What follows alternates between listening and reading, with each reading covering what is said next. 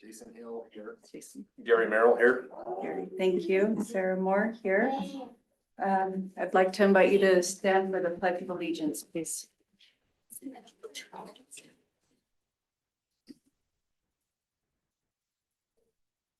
I pledge allegiance to the flag of the United States of America and to the republic for which it stands, one nation under God, indivisible, with liberty and justice for all. Thank you. If you didn't sign in as you were coming in, please sign in for the public record. I'd appreciate it. Sarah, will you pull your mic? Will you pull your mic? Plug my mic in? Pull it down. Oh, pull it down. I thought it was down in the ground. Thank you, Shelby. Sorry. Old age is a terrible thing.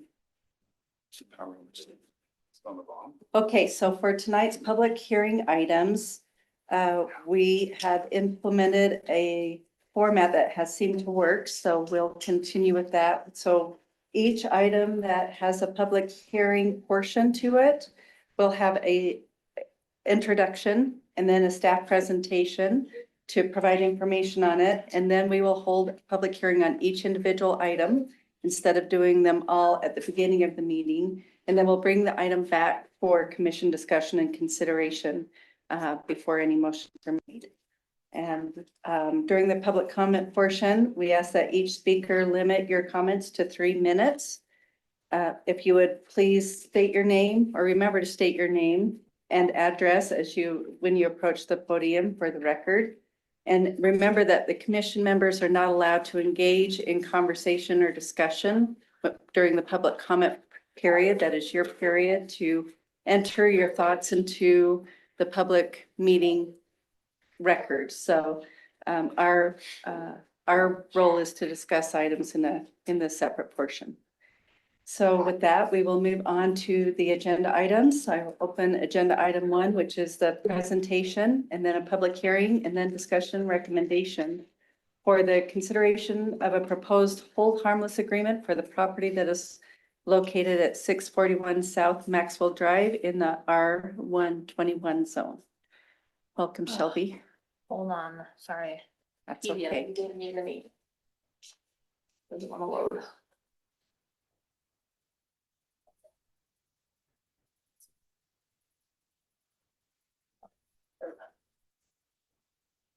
All right. Let me make this bigger for everyone. So in 2025, staff identified a detached metal garage that had been constructed within a recorded private drainage retention easement. So I just want to clarify, not in the retention basin, just on the outside, on the easement itself that was recorded. You said private, is it the city's? No, it's the property owners. The easement. The drainage easement is private.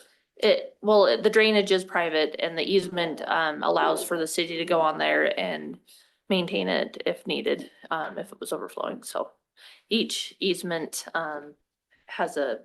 each detention or retention basin has an easement. But it's not public works, it's private. Correct. But it's recording on the public plat as an easement, right? Yes, it's recorded on a subdivision plat as an easement, correct. So the site plan is a 25 by 26 detached garage. We worked with the homeowner to go out and inspect it. We had the homeowner have an engineer send a site plan to determine that how much volume was in that retention basin and if that building was creating additional runoff or if it was taking up any of the volume. In the site plan, we confirmed that there was approximately 1,300 cubic feet of pond storage and 4,000 cubic feet of freeboard volume remaining, which is more than what was required of that property. So we received from Comcast, Rocky Mountain Power and Enbridge disclaimers and release of the portion of their utility easement, because this is on a portion of the public utility easement. And so here is the shed itself. These lines indicate the public utility easement, the rear and the side yard. And then, Shelby, question, are there any utilities, known utilities back there at all right now? no, sorry. And then here is the basin itself, the footprint, and then the house. I also drew on the site plan that shows the easement. And so you have the easement here outlined in the green line. Here in this blue squiggly line is actually where the impression of the basin is.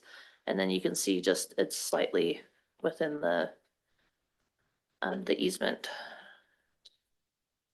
And this is a hold harmless agreement, but there was a live pictures that I wanted to show you. And so I took these pictures so that y'all could see.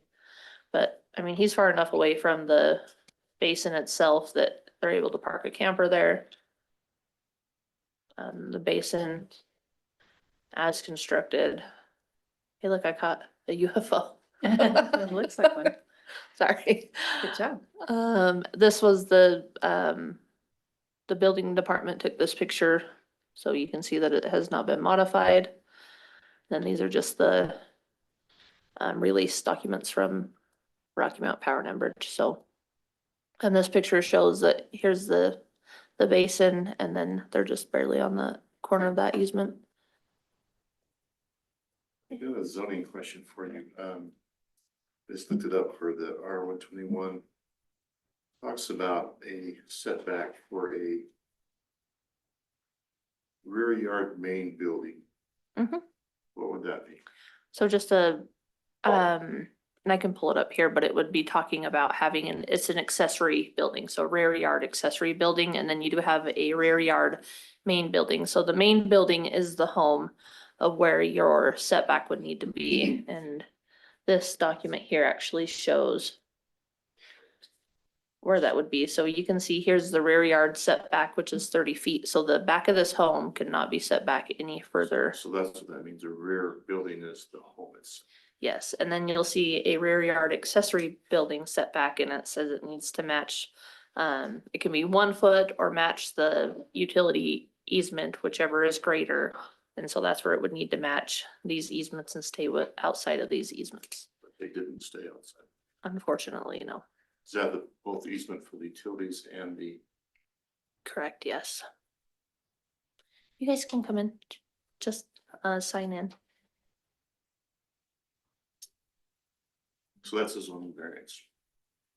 What was Is that? A variance from zoning then? To have the building within the easement. Yeah, I mean, Public- either, Public and the. correct, so either you guys determine he needs to remove, or they need to remove the building, or that they can keep the building, and we sign a hold harmless saying that they will not hold the city harmless if any flooding occurs or anything like that. Okay, you said they will hold the city harmless, right? Yes, yes, sorry. So are we, on the agenda here, we say that we're addressing the hold harmless agreement. Are we also addressing the variance to the Yeah, easement? question. That's what I'm understanding, because I here it just says that we're having the hold harmless document is the one that we're reviewing today. Is that incorporated in within that? He wants to consider the variance. Correct. And so we've had Tyson review and look at this hold harmless agreement. So the variance will run with the land regardless of the owner. Correct, yeah.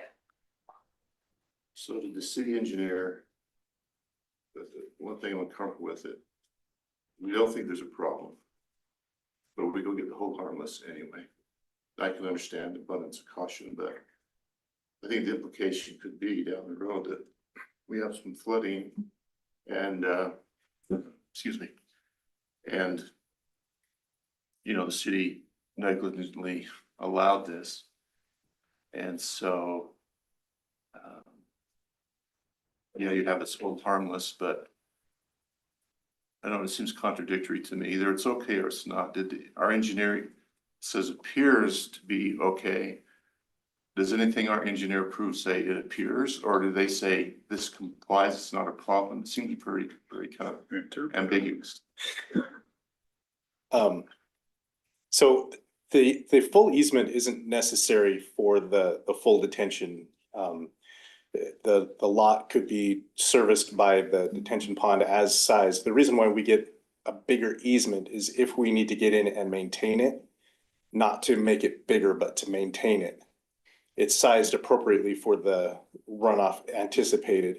So the extra amount that they have built into would really just be for the city's purposes to go in and maintain it if that was ever necessary. So we don't need it for additional detention. So this additional, there's the main flood basin, and there's this kind of extra, what do we call it? Just overflow. Oh, yeah. Yeah, Like a easement. egress or Does that take up the whole easement? Yeah, so if the city were to come in there, they can, build up debris or, dig it out and put it in that easement area and not need to record an additional easement on the homeowner's property to Park work a within tractor that without area. hurting their lawn. Exactly. That's what that's for, is to protect the city if we ever needed to go in the extremely unlikely event, we needed to go in and do something back there. How did the city find out about this? It was the building department, they're the ones that brought it to our attention, so. I don't know if the applicant came in and said, hey, now I've built a building here, or if the building department was in that area, as it was being built and noted it. Does that building require a building permit? Yes, Has he since got a building permit? they're waiting on this to be able to issue a building permit. For a building that's already built? yeah, that's A what little backwards, happens. but- Happens more often than we'd like to admit. Thank you, Bill. Lacey's trying to fix the issue and go through the process. So, Bill, you even brought up in case the city needs to go in and maintain. How often does that happen? In my experience, never.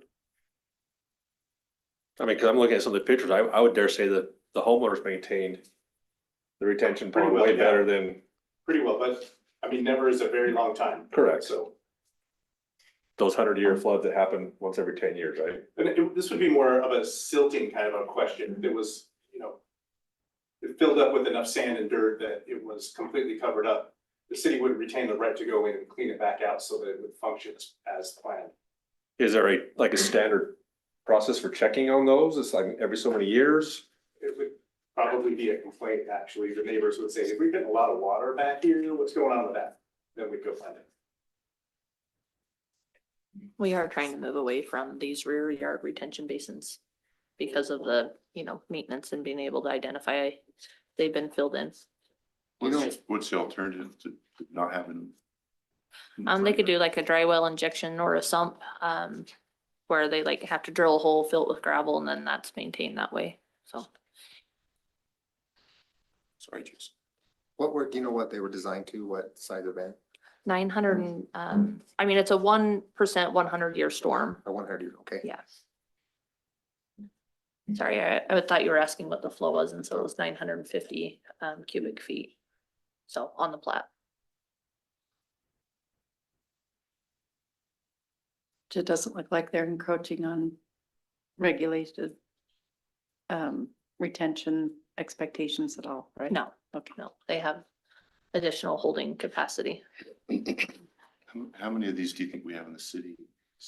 Way too many. A lot. We have a lot. How many do we think are encroached upon? How much for precedence is this? I would hate to even guess. I know one that's got a play set inside of it, It would be, the trampoline too. I mean, it's like, are they necessary or not? And if they're for real, they're for real, and.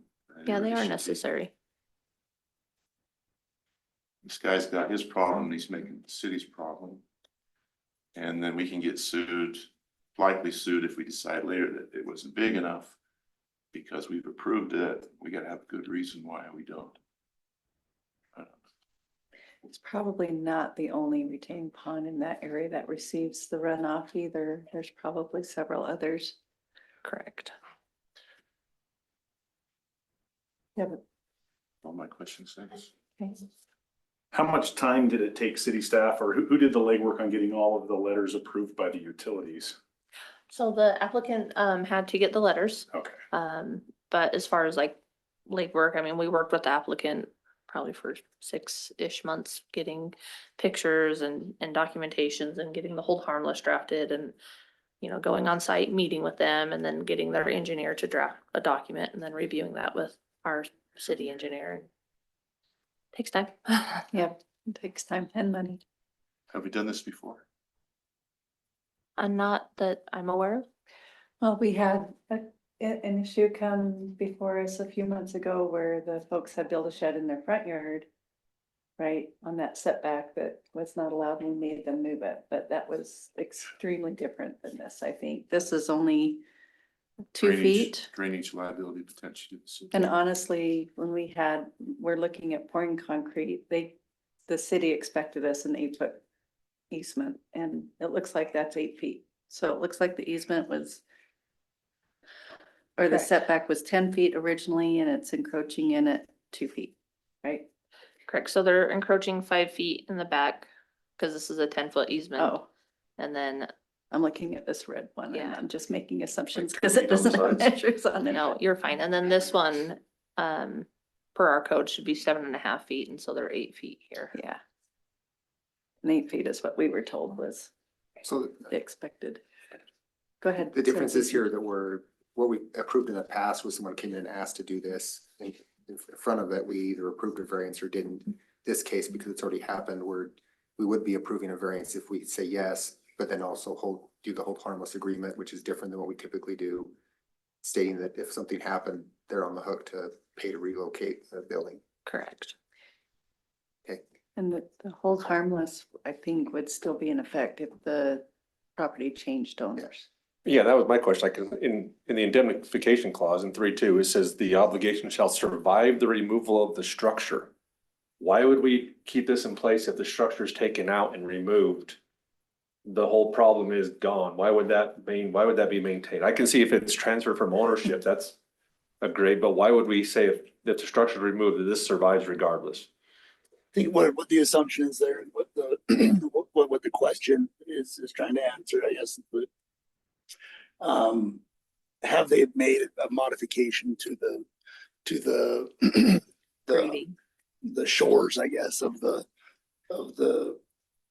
basin, such that making a modification like that would make it more likely to flood in the future, perhaps. We thank you. Try and draft language that protects the city in the event of the unforeseeable. so you're saying that that word structure refers to both the building and the retention basin? You talk about The modifications. home, no, so the structure is a capitalized letter there. What's the definition of structure? If you go to the definitions area. Innocent. I don't remember seeing a definitions on I this don't one. see definition of structure. Yeah, owner acknowledges that the 12x26 Oh, there it metal is. detached here and referred to as structure. So, yeah, the shed is the structure. So that by saying that, Tyson, if the structure is removed and he can prove that there was no damage to the retention pond, the hold harmless agreement should be null and void. Because Well, the structure is that no would be a longer there. decision that you could, you could suggest that edit, and then we could I mean, I do an don't, approval with that edit, but the problem is where the city made an approval for a retention basin that did not have a shed in the easement. And now someone has put a shed in the easement and thereby changed something about the area. Engineers have gone and taken a look, and I'm no engineer. I'm just someone that says, hey, something was before and now it's different. And because it's different now, based on someone making a change without approval, now we have different circumstances than we had before. And so we should account for those. I mean, going beyond, I know we're maybe getting in the weeds, but do we also say, I mean, the basin's been adjusted even with the weed mat and the rocks have been put in there. It's not the original basin anymore. That could be an adjustment to the basin as well, correct? I'm not sure what was there before. Well, I mean, don't the know. pictures show that the original one on this is the picture of the original. And then you can, if you scroll up a couple, you can see what he's done. So I mean, technically he's adjusted it already. Correct, but this still filtrates versus a solid Something structure that- doesn't filtrate. as well as grading here.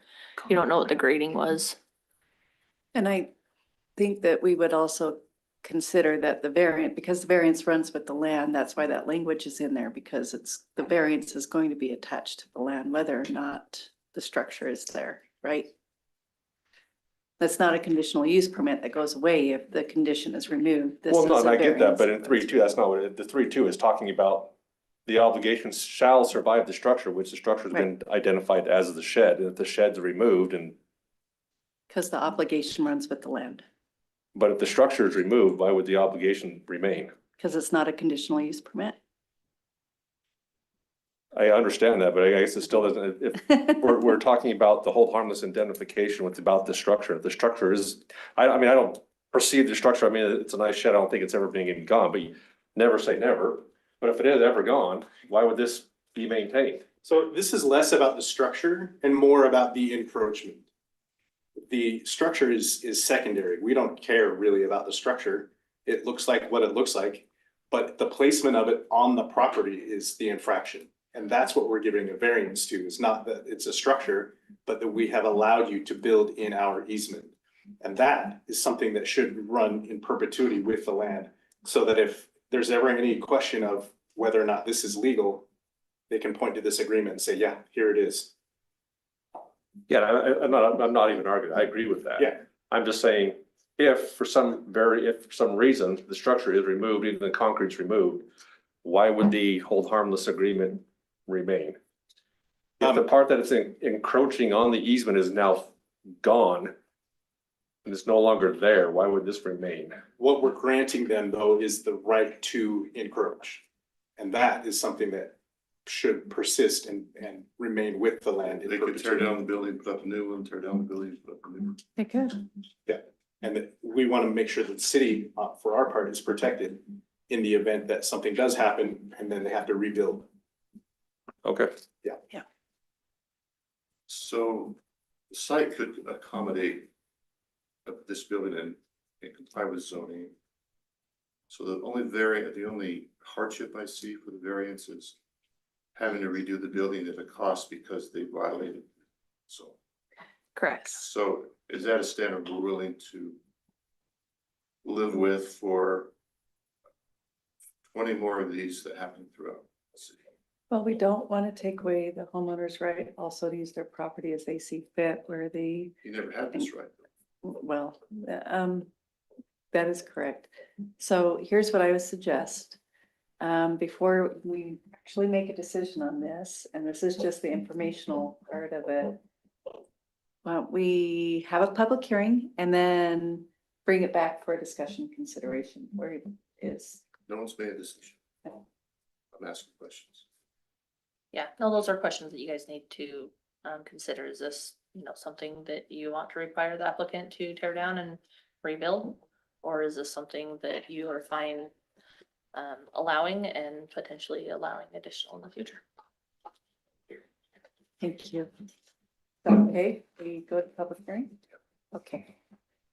Okay, so after the staff presentation, we will open the public hearing to accept public comment on the recommendation for a proposed hold harmless agreement for the property located at 641 South Maxwell Drive in the R121 zone. If there's anybody here that would like to make public comment, please approach the podium.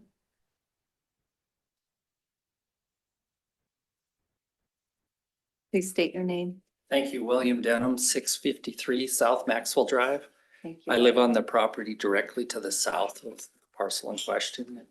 Appreciate the dialogue here tonight. I am a licensed civil engineer, happen to live next door, so I'm following this quite closely, and I see professionally no issues with this structure at all, and I find it a little heavy-handed that the city uses this tool to enforce this. In my opinion, as one of the commissioners said, I concur with that. There's either a problem here, or there's not. And in my opinion, there's no runoff issue. There's nothing like that. I find it intriguing that the city wants the right to maintain our property. I would love to just file my own complaint and have the city come take care of my sediment. That sounded like that was the discussion today. So anyway, I support it. If that's the best method for this parcel for the city, I support it. But I think a better solution would be to rewrite the easement and simply carve the easement and make that triangle smaller. That's what I would want to do if I was in this situation. Thanks. Thank you, William. Okay, is there any other public comment?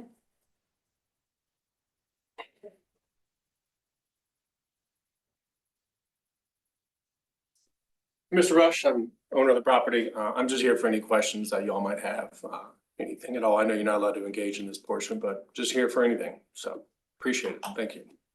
Thank you. Okay. Is there anybody else who would like to enter public comment, public hearing on this agenda item 1? Okay, we don't see anybody approaching the podium. If there's anybody online, would you raise your hand?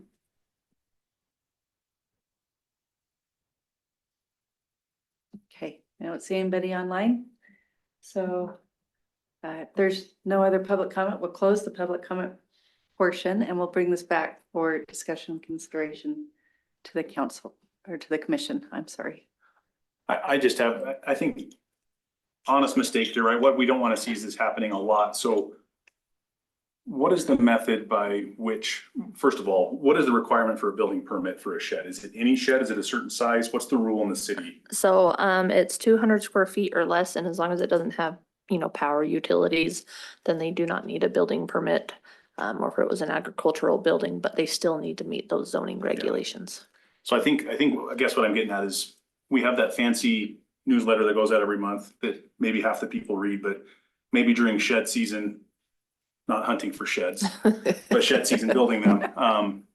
We just put a blip in there and I don't know, repeated violations, just a reminder, hey, if you're doing this, because I'm sure he didn't do this on purpose. If he would have asked for a permit, they would have come out and said, move it however many feet, right? And it wouldn't have mattered, and it would have been fine. But I think a lot of people just don't know that even a structure like that needs a permit. So it's a lot of just ignorance in the truest sense of not knowing what is actually required. So I think maybe the city marquee, just some education to the citizens would help with that. So That's great. Thank you for finding a solution. Well, I appreciate the public comment because it has influenced my decision. And either it's okay or it's not.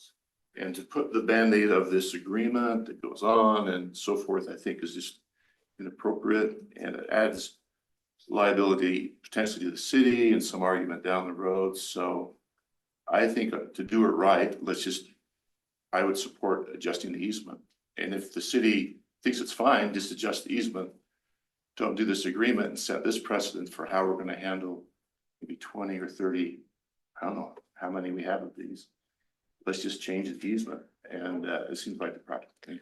So adjusting the easement would require a plat amendment and signatures from all the homeowners. We do. Do it right. Why don't we do it right? Yeah, no, I'm just saying it'd be a significant property. financial burden on the applicant. Well, And their surrounding homeowners. self-inflicted, ignoring zoning. And it just seems like all bad here that we just say, oh, doesn't matter what zoning is, we'll accommodate, we'll make it our problem, we'll do this or whatever. You can remove the building or pay for whatever this takes to do it right, I would suggest. That's what I would support. Thank you. So you said the building department found this? Yes. What brought them to the neighborhood? We have code another- enforcement workers maybe. Are they that- Yeah, no, code this enforcement or was- they No, This building inspectors. building inspectors. So I mean, obviously every city employees out there doing code enforcement, right? As we drive by and we notice a water meter or something. But I mean, it's clear on a Google Earth image. But they could have been out here working on a building permit, whether it was an actual building or maybe this, and they caught this. So. Another thought, I didn't realize it would take all the neighbors to sign, but the neighbors signed it. It's all good. Yeah. It's probably what it should take. I think it's probably more common that this happens with sheds than what we want to admit. Not even just in Grantsville, but throughout the greater Wasatch Front. Especially if they don't have to come for a building permit for something less than 200 square feet. Shelby, what is the mechanism for someone that applies for a building permit retroactively? Is As there a far- higher fee or is there a fine? There is a fee, yeah, they have to pay the building permit fees and then I believe there is a fine that they have to pay. I don't actively work with the building permits. They can charge up to a double permit fee as kind of a penalty. The reason I'm They have to cut into the building and show the foundation, the bolts, the wiring, everything that's been done that needs to be exposed to get an approval for a building permit. They have to take off siding or walls or whatever they have to do. That's on them, that's on their dime, so. What I'm trying to preclude, I guess, we get exception, we request for exceptions for sheds.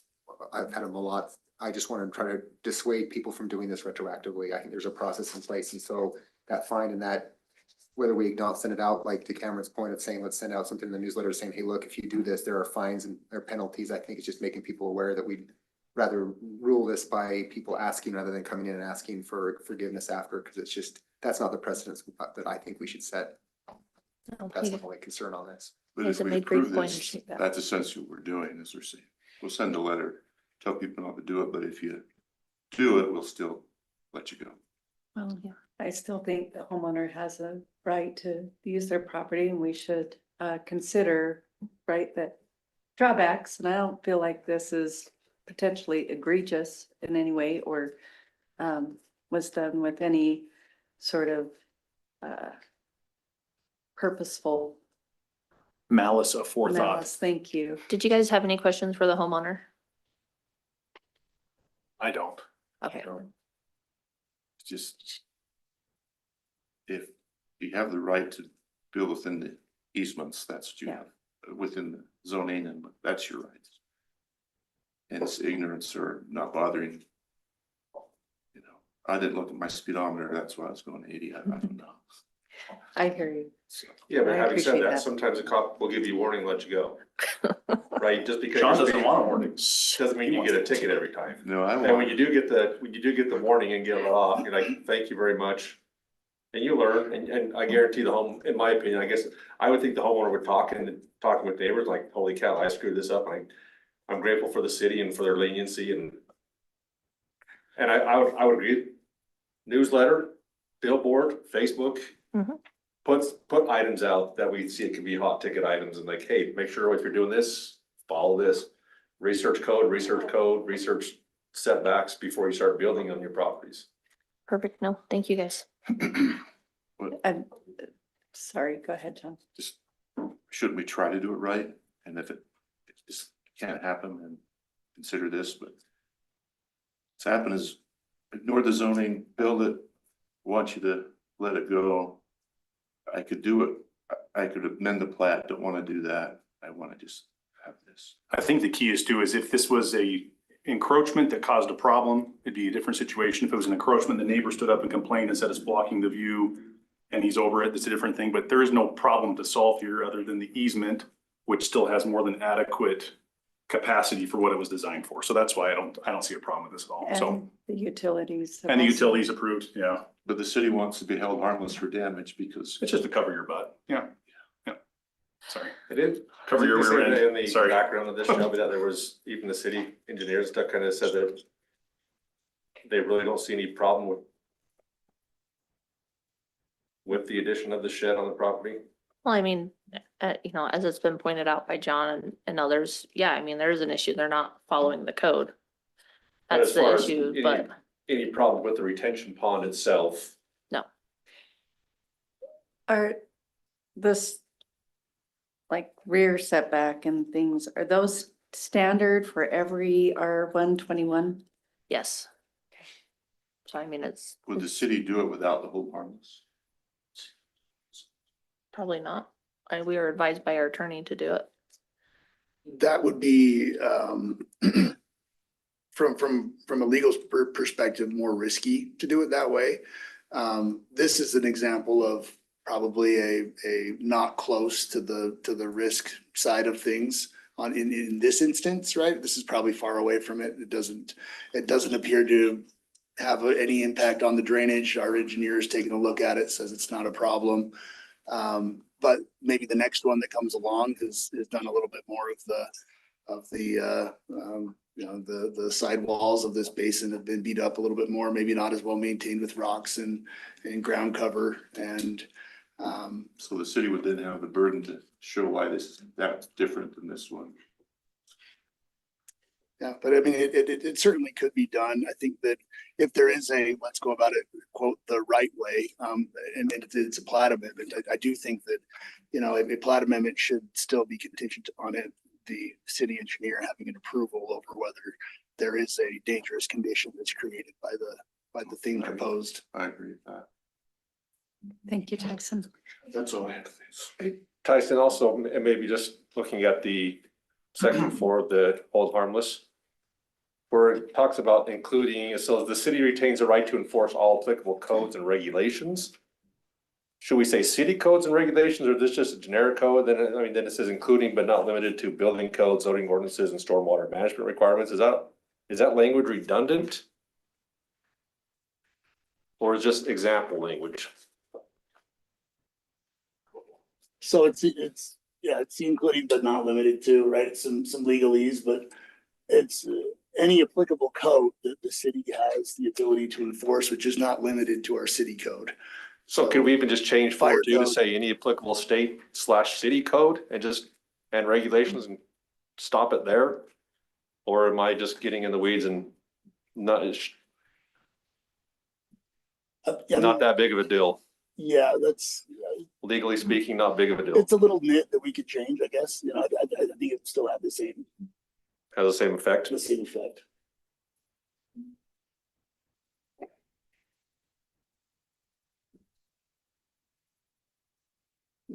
Okay. Do you have any other thoughts, Jason? No. John? You good? Karen? Nothing else? No. Hey, Gary? Nothing else? I honestly have no concerns on this item. So we will entertain a motion. I'll move to recommend approval to the city council for the proposed hold harmless agreement for the property located on 641 South Maxwell Drive, in the R121 zone as presented. And you're approving the zoning variance. Yes. And do you want to do the insertion as Gary mentioned? No, I'm good with that one. Okay. Okay. Do we have a second? I second. Okay, thank you. All in favor? Aye. Okay. Any opposed? Opposed? Okay, we'll do a roll call vote then. Cameron? Aye, in favor of. Okay, Nay, John Montgomery, nay. okay. Aye, Sarah Moore. Aye, Jason Hill. Okay. Aye, Gary Merrill. Great. Thank you all. Passes with a majority, and congratulations. Thank you for your time and patience. We will close that item and move on to agenda item 2. The presentation and then a public hearing and then discussion and recommendation for the approval of the potential approval of the Sun Sage Terrace Master Development Agreement, MDA, and lot layouts for phases 3 through 6 located in the R121 zoning at approximately 1161 West Main Street. And we will begin with the staff presentation for this agenda item. Thank you, Shelby. Yeah, so we've recently seen this conceptual layout and a discussion with planning commission as well as city council. The R121 zoning is half-acre lots or 21,780 square feet. I'm way too zoomed in. So phase 3 consists of 21 lots, 4 is 36, 5 is 38, and phase 6 is 128. So here is phase 3. And then you have phase 4, 5, and 6 here. So the developer is supplying all the land for the 94-foot collector, as well as his half-width requirement for Main Street, which is a 108-foot wide collector. So it ends up being like 45-ish feet. The only difference are these upper lots here are at 20,000 square feet, just shy of 21,000 square feet. He is providing, I don't know what cut off, but he is providing a road here that connects into the northern development. and meeting all the road cross sections, so, and then he has the open space, which will be HOA maintained. And yeah, besides just these lots here that are slightly smaller, other than that, it all meets the code. So some of those lots will be, lot 512 will be gone for roadways, is that what you're saying? Not all of it, you can see, There you go. Oh, yeah, okay. So we have these lots that are smaller, they're 90% of the requirement. mhm. And there's 1, 2, 3, 4, 5, 6, 7. I believe there's 17 of them that don't quite meet. I counted 49. Oh, maybe 49. Don't hit. Remember how many it was? Everything in lot 5 minus 3 lots is under. Yeah.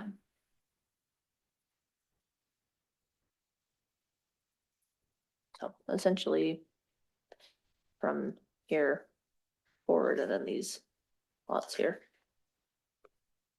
But fewer lots, fewer lots are possible and could make it comply, right? Correct.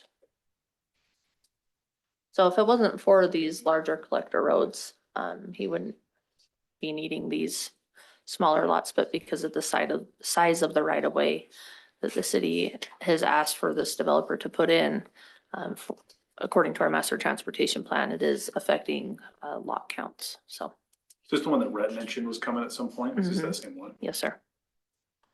So I guess the trade-off we're looking at is taking a small haircut on the lots, but the city's getting the road easements that we need. 2 large roads, yep, that are being built out. So That's the give and So- take. Where is this? I'm trying to find it on Google Earth. I just- Yeah. On the way I'm west having a side of hard town. time. Forgive my ignorance. So here is Main Street. And then Oh, okay. here is phase 2. You have phase 3 up here. And then it'll run, you can kind of see the square outline. It'll run along here. So are the wider roadways an unusual request by the city or just you would ask of any? It's additional to so our typical cross section is a 66-foot right of way. We're asking for a 94-foot right of way on the west side as well as a 108-foot half width right of way. So he's providing his half of the 108-foot. So they're a larger collector and arterial road. So, and it doesn't just benefit his property, it benefits all of Grantsville. So other developments around it would be required to do this? Yes, yes, sir. Shelby, one thing I didn't see on there was how they were managing stormwater on these phases. Can you explain how that works? Because I didn't see it in the drawing. Look for the shed in the corner. Too soon. Yeah, so I mean, they'll probably have, their own stormwater retention in these lots as well as this open space. Is City large- code does not allow open space to be accounted for. if the That city right? is maintaining it. So we're not maintaining this open space. This is HOA maintained open space. So if the HOA maintains open space, they can use it for stormwater? Mhm. Okay, and just confirm all the open space will be maintained by the HOA, not the city. Correct. Yep. And so then if we follow this drainage channel, there's a basin here and then it overflows into like another basin and then so here, it overflows here and then it actually will go under the road and then it'll run this way and then it'll run that way and is maintained on 138. Are all those HOA maintained or any of those city maintained? So none of this is city maintained here, and then this would be UDOT maintained actually right Along here. the edge of the road, 138? Okay, So the presumption is that there could be hundreds more lots in here. We'd ask for the same road. But we'd be prepared to allow them to all be under the zoning. Because we've done it for the first person. So do we get to the point where we're running the risk of just ignoring the zoning for this whole area? Because it looks like there could be as many lots as it could be built out to do it for this person. We would, with those same roadways, be willing to do it for any other landowner. And then what does the zoning mean to us then at that point?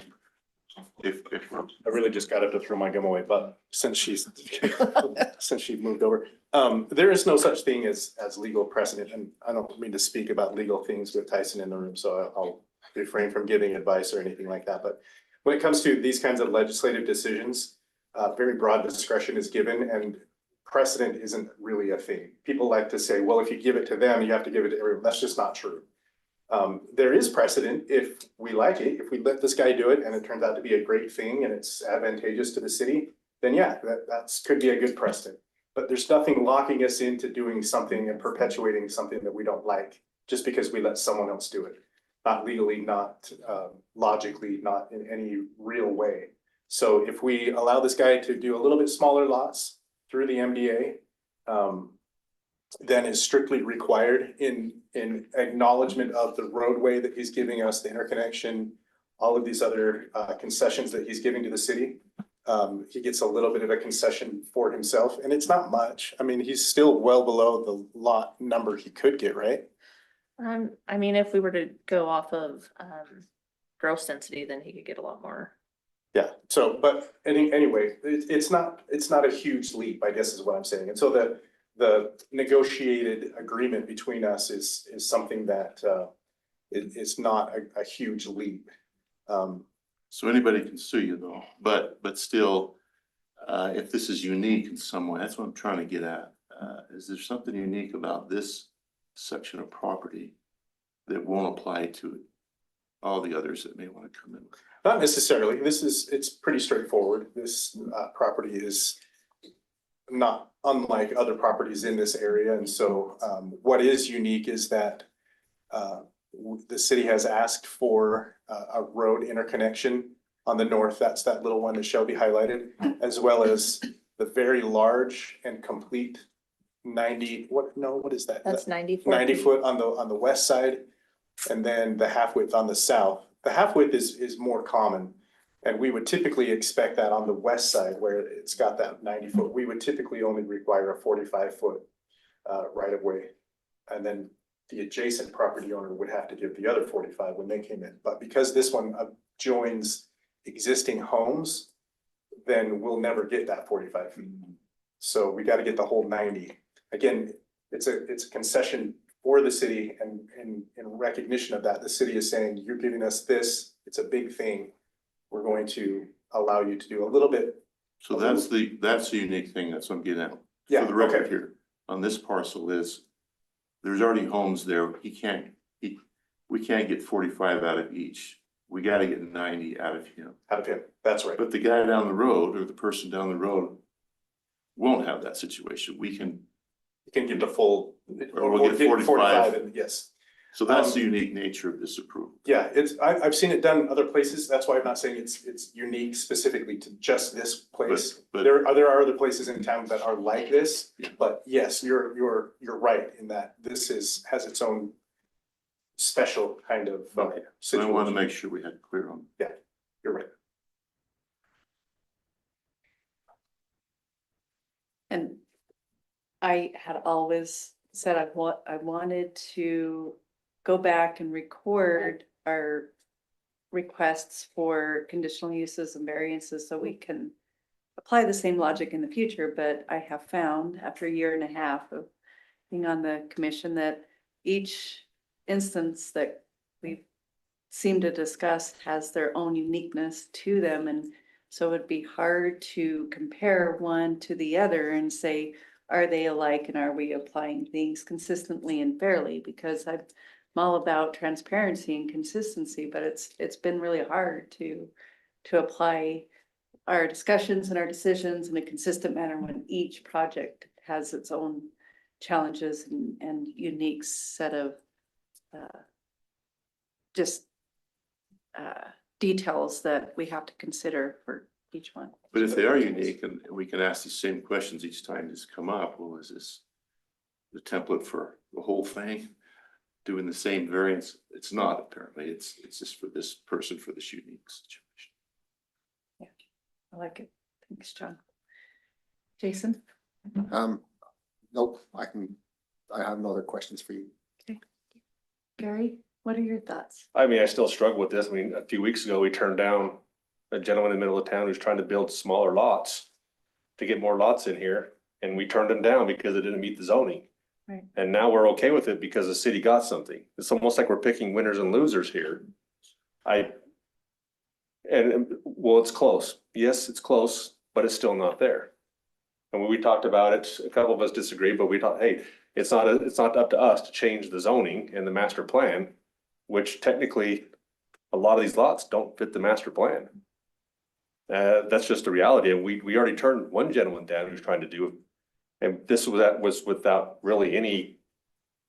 I mean, he was looking for a zoning change. Should we require the same thing? Going from a half acre to a quarter acre? Well, or- this is, it's under the minimum for the half acre for the zoning, so it should be required a zoning change, and if we're going to be. If we're Consistent. applying consistency, You want to this wait should for the be master consistent. plan to be reanalyzed and updated, which I think is the decision we came to on that last one, right? yeah, like it's not up to us to change the master plan, it's something with the city council, and with the public's approval and the public's input. And, These lots are 90% of meeting the zoning. but not 100%. Those are 50%. But we never, I don't think we even really got to what he could do. Third acre, bigger than, but regardless, if the minimum is half acre, if I'm under the minimum, I haven't met the minimum. So I mean, by technicality, by consistency, we should require a zoning change. So if you're 3 feet into an easement, I mean, there's, each situation's unique. Oh, I get it, but if we want to be consistent, I hear you. And I I'm not saying appreciate that. it's the right way to do it, but if we're going to be consistent, be consistent. I mean, some of these are extremely close, and some of these are more like 0.45. And there's, I mean, you said there could fit a lot more on here. What's that? What is a lot? I would probably fit 10 more on there. Right, you want me to do some quick math while you guys? Yeah, just a Yeah. rough estimate. Okay, that's fair. Jason? I'll just, I was gonna say this for later, but I'll just say it now. I think to me, the general plan is a guiding document that we have. It's not written in stone. And so we look at that as the guidance, what we looked at. And I think our previous decision was based on lots that were intended to be larger than what they were. And that was where I took my stand of saying I voted against that other one. This one, I think, meets the intent. Yes, they did take a haircut on some of those lots. I think the opportunity that the city had to gain something from that was of value enough that to me, from my perspective, I think it was worth the small difference in there. But I think that's what we're here for, is to determine if that is something that's worth looking into and approving that change as the Planning and Zoning Commission. That's how I see it. And I'm not holding a hard black and I white. was the same as Jason. But did the city even try to negotiate with the previous one that came before us for a potential zoning change? What could the city have gotten, and what would he have given? I tried asking him for something. He told me he'd give us roads to feed his neighborhood, right? Like, I think this is great. I mean, we've asked for something, we've given, everybody wins. I guess we'll see in public comment if there's public that has a problem with us shaving off a couple hundred square feet, and maybe that'll change how I think, but this just seems it seems like a win-win for both parties, and the citizens of Grantsville will benefit from what we're allowing here, is my perspective. I think the intent was larger size lots, and that's what we have. Yeah, I agree. okay. So with that information, which get right is around. generously An additional 22 lots. Another 22. If the streets were smaller. Wow. offered to inform the public comment, we will go ahead and thank Shelby for her staff presentation on this item and open the public hearing to accept public comment on this item, which is the proposed recommendation of the Sun Sage Terrace Master Development Agreement, MDA, and lot layout for phases 3 through 6 located in the R121 zoning, which is approximately at 1161 West Main Street. If you'd like to enter public comment into the public hearing, please approach the podium and state your name.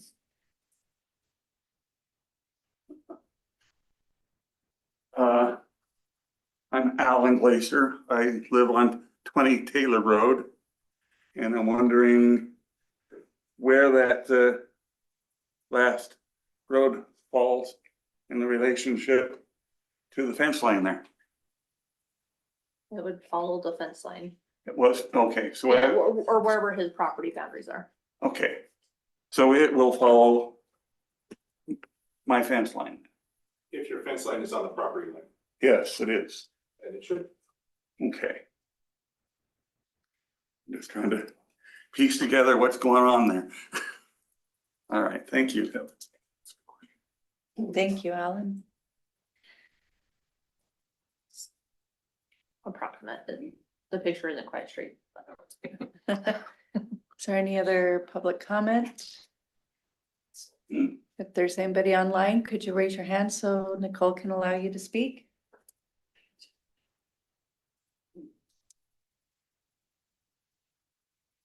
Nobody online? Okay, thank you. Any other public comment I in, had another question. could? Sorry, Alan, we'd just like to record your. Is the road that's showing a half, is that along Main Street? Yes.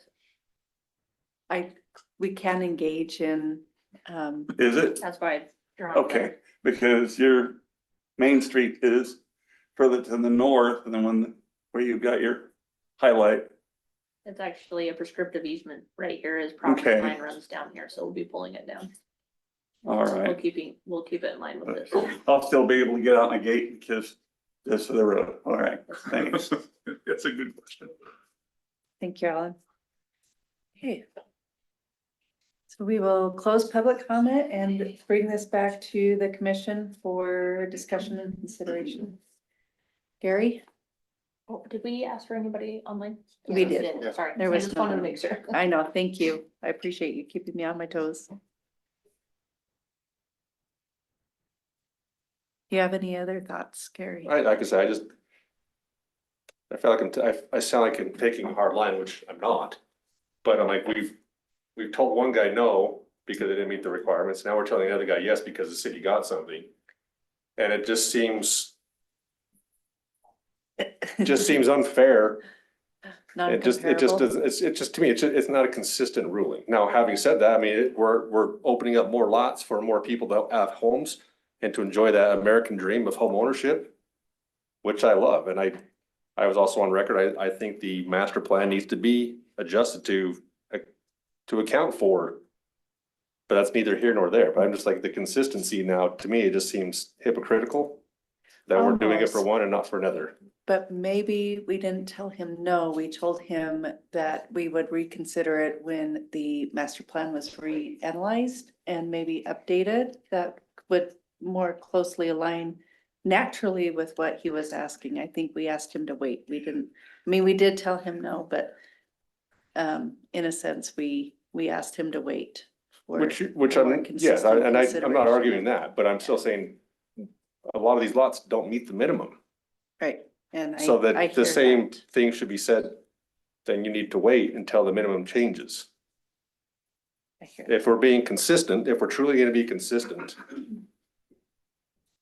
and say, hey, this is the direction we've been given based on zoning. It's, this is a quid pro quo, where, hey, you scratch my back, I'm scratching yours. It feels kind of like we're picking winners and losers here. That's just my thoughts. I think the other one was new development. This one has been in the works and phases 1 and 2 completed up to this point. I think this relationship for this one has been ongoing, where new development maybe had the extra scrutiny on waiting for the master plan to be updated. And this one has been kicking around for several years now. Well, I think the only reason we had more scrutiny is placement. Yes. I truly think that's the only reason why, because there's more in the That could be center of true, too. town. If this was in the center of town in smaller lots, I think we would have scrutiny here, but because it's on quote unquote the outskirts where you don't have a lot of scrutiny. That could be part of commission Consideration. members' consideration. Yes, I think that's true, Gary. That's all I got. I appreciate that. Thank you. Jason. I think we're here to protect the city's interests, and I think we need to look at what this does for the city, and I think they came back and put in larger lots partly because the city council asked them to, that met more of the intent of that of the planned zone, and I think we, if you want to call it the quid pro quo, but I think both parties turned into a win-win situation here. I'm supportive. Thank you. John? I think we've documented our discussion why this is prudent and not going to apply to necessarily all the land out there to be developed. This situation is unique and a relatively minor adjustment. And I think it's consistent. And I, there's other decisions we've made, but I don't know that this one compares, so I'm comfortable. Okay, Cameron? I think, just to Gary's point a little bit, if we were gonna be 100% consistent, we wouldn't need a planning commission. We wouldn't need to put 5 of us together to talk about these things, look at their unique circumstances. And so I like cutting deals. It's what you do in business. That's how you get things done. And I think anytime the city can get something out of one of these evil developers, right, as people want to call them, I think it's a good thing. So I support this. And I think it's a very minuscule shave. And no, I don't think it's comparable at all to that one up by South Willow. So that's why I have no problems with this. I think it's good. Thank you. And honestly, I don't want planning and zoning to be a huge barrier to people developing or using their land otherwise, is within our guidelines, as Jason pointed out there. Master plan is a guideline. It's not hard set. And I think Cameron's consideration of each project on its own merit is applicable in this. And I appreciate every member stating and recording evidence as to why they're making decisions. That's commendable, and it's hard to do. And I sure really do truly appreciate it, because it's good conversation and it informs the public. And at the same time, we are trying to do what's best for everybody and make considerations for future impacts and future residents of Grantsville City. So it's not easy. I think it's you. part of our task to articulate it amongst us all, why we're making the decision. And I learned so much from you. Thank you. I do have one question for the developer if he's here. Oh, I had no idea. Yeah. This is just more of a. He was here last time. I know. Can you go ahead and state your name, who you are? Larry Jacobson. Larry Jacob. One question, and I just am curious, when we're looking through this open space, what is your plan to do with the open space behind lot 301? That little L-shaped or hockey stick shaped piece that you've got about 13,000 square feet? Which up to the top right of the screen. At top right. Top right. Very top right. Very top. Right above lot 301. Oh, 301. It's just a drainage channel. Yeah, it's a drainage channel. Okay. It's for water. I That'll just dump read it into as the- open space and I thought this is the most interesting thing I've ever seen. I'm just really curious. So, all right, that was all. So while you're asking, how about the lower open space? What's the plan for that? Oh, Here? Yeah. This is mainly just gonna be for the Jason, always the water guy. channel for the water to flow through that comes off this main waterway through here. We're gonna put some amenities in here for the open space. I thought there was a picture on that, like a pickleball court, some stuff in there. You know, we were thinking of pickleball courts, but people said they didn't want to hear the noise of the pum, pum, pum. So they told us no. Yeah, I've heard that actually. Yeah, we'll Interesting. put some kind of a Tennis playground balls. in there for kids. Thank you. Did anybody else have any questions Thank for you. Larry? No. Okay. No. Any other comments? Okay, we'll entertain a motion. I'll move to recommend approval to the city for the city council for the Of the Sun Sage Terrace Master Development Agreement, MDA, lot layout for phase 3 through 6 located in the R1-21 zoning, approximately 1161 West Main Street, as presented in the staff report. Okay, I second. Jason, Don, Jason, thank you. All in favor? Aye. Passes unanimously. Thank you so much. We will close item 2 and move on to item 3, which is just the presentation from city staff and the discussion of the proposed Arlington plat, PUD for parcels listed on the agenda, located in the multi-use zoning district, located approximately at 948 East and SR 138. Okay, I'm gonna sit down because I am a little excited about this. Okay. Just because of the Thank new you, Shelley. property. Hey, just real quick, can I jump in? Sarah, Yes. if you're okay. Tyson, I talked with you about this before. I have a professional relationship with Joe White, unrelated to anything we're doing here, but I just want to disclose that being on the commission that we do and probably most likely continue to do, have business discussions with dealings that are outside the city boundaries, but I just wanted to bring that on the record. Do any of those business dealings have anything to do with this No, application? no. Okay. Thank you Thank you, for Jason. disclosing that, but Also, Tyson, I need to disclose that in an obscure way, I'm related to Joe White, but I don't see him regularly and have not seen him in over 10 years or so. Not many people openly admit that either. So I was told I could participate in discussion, but not vote on anything to do with this development.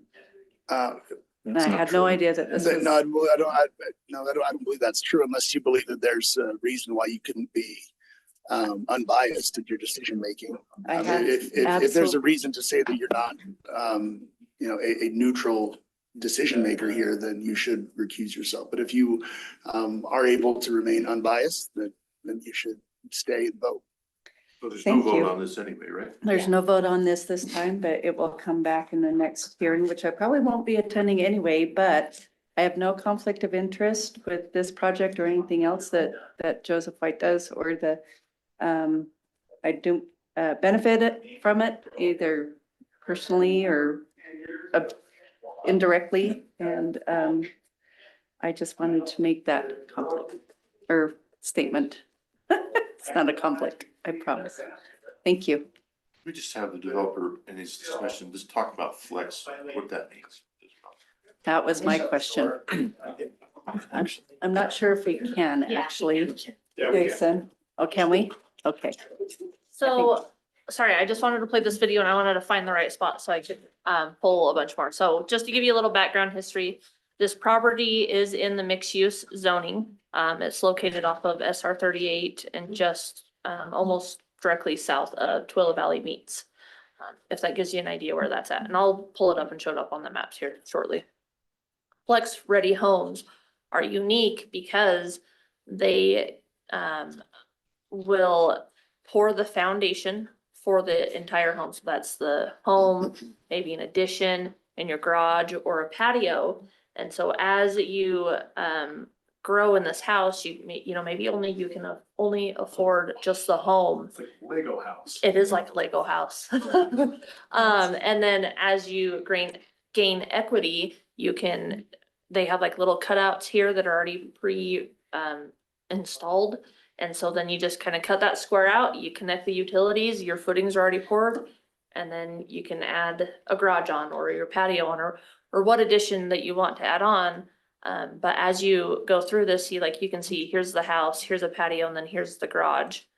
You can also add, there's another portion coming up, a ADU. So let's say you want your house, you want a larger home, but then you want a garage with an ADU on top or an office on top. You're able to do that. So you can see like right here, you have the house that's, a bigger home, and then you have the garage with either an office or an ADU right there. But they are very, very affordable because they're already putting in the utilities, they're already pouring the foundation. And so a product that is affordable is this product. And so we have, instead of townhomes, we have asked Joe to present something like this because we do believe it could be a community benefit. And let's be realistic, detached single family homes are a lot prettier than townhomes, so. Does this original building permit say you can do all of this, or do you have to come back to building permit each time? They'll have to come back for a building permit each time as they expand. And so I'll just show you where this property is. Are they gonna be 3D printed? No. Not yet, maybe phase 8. Yeah. So you have like Sun Valley Drive here, and I don't know, I can't find Twila Valley meets. Oh, Twila Valley. Right. Yeah, it is right here. Yeah. Right here, right there. And then this is the property here. So, yeah, So where's that from the? so here's the Maverick. Maverick's on the corner. Got it. Yep. Joe, where are you currently doing these at? This is our first. This is our first subdivision. They're in Ephraim They're in currently. Ephraim right now and they have some scheduled in Idaho and we probably will do this we own some property in Tooele County that we're gonna do this on. Wasn't there some up in Heber too? There's some in Heber. They have a bunch, Let's see, so they've kind of built Up these in- out. like Davis County, they said, they talked Mhm. about. What's the price point to just get somebody housed? Right here, I think we could be 350. And the room to grow is really important. Some of these, like, the starter homes, they're a starter home traditionally, right? And then they move to their second home. These are designed you don't have to move, you don't have to leave your neighborhood. You can just add on and stay there. So you can go from a 3-bedroom, 2-bath or 3-bedroom, 1.5 bath to a full 4 or 5-bedroom, 3-bath and just stay in the same neighborhood. These are kind of like the Salt Lake City homes, little starter homes that they would do this with. Can you indicate what on this will be public roads managed by the city and which will be private? Cause I saw there was talk about that where you had it broken up into some private lanes. Yeah, so Where's the breakdown? I just want to make sure I understood correctly. so I'm just gonna scroll down so I can reach. But Allington Way will connect from SR 138 from Main Street, then it'll connect all the way through. Oh, I can't remember what his name is, but through this development to Durfee Street. Then we'll stub out here and then we'll stub out here, and those are the public roads. The remaining roads here, here, and here will be private roads. Is that All Cook maintained by the Street? development. Yeah, Cook. All maintained by the development. The HOA will maintain all of those. So ballpark, $200 or $300 HOA fee a month, No, we're trying to keep it below 100. really, and maintain them. Yeah. That's basically all you'll do is roads, not yards. We'll do roads. There is some open space in between. I guess there's not much yard. But yeah, each house will have its own little yard and they maintain that. But HOA, there is some mezzanine or I don't know what they call it, but in between there is some open space that they'll have to maintain. Joe, will you be in charge of the development, be in charge of maintaining all open space and the stormwater? Yes. I don't know about stormwater. The HOA will be responsible for maintaining like the basin and things like that. So they'll be responsible for capturing all their stormwater. on So their property. historical flow, we allow to go through like normal and then we take care of our own, right? Yes, That's- correct. yeah. I was referring to the maintenance of the basin itself. not Yeah, the- the HOA will do the basin. Yeah. Do you currently own this property? Yeah, I've owned it, I think for 5 or 6 years now. I think CDC Utah, they're a nonprofit and maybe Utah Housing over condo, but there's some special financing, I think. For these kinds of deals, you gotta make sure you. Yeah, we've worked with them on there's a down payment assistance. Especially if it's a first time home buyer, they get 20,000. They're pretty limited. You gotta apply like every year early. But yeah, we've looked at those things. I think term loans as well. So we're excited. We built townhomes before. They're okay. They really don't traditionally hold their value like single family homes, and people don't like to stay because they're hearing their neighbors, right? So as soon as they can afford to get out, they do. With the single family product, there's two things. You don't have the neighbor right on your sidewall. You have some separation, but also it can be built for generational. So if you have parents or someone that needs to come live with you and then they build the flex part, right?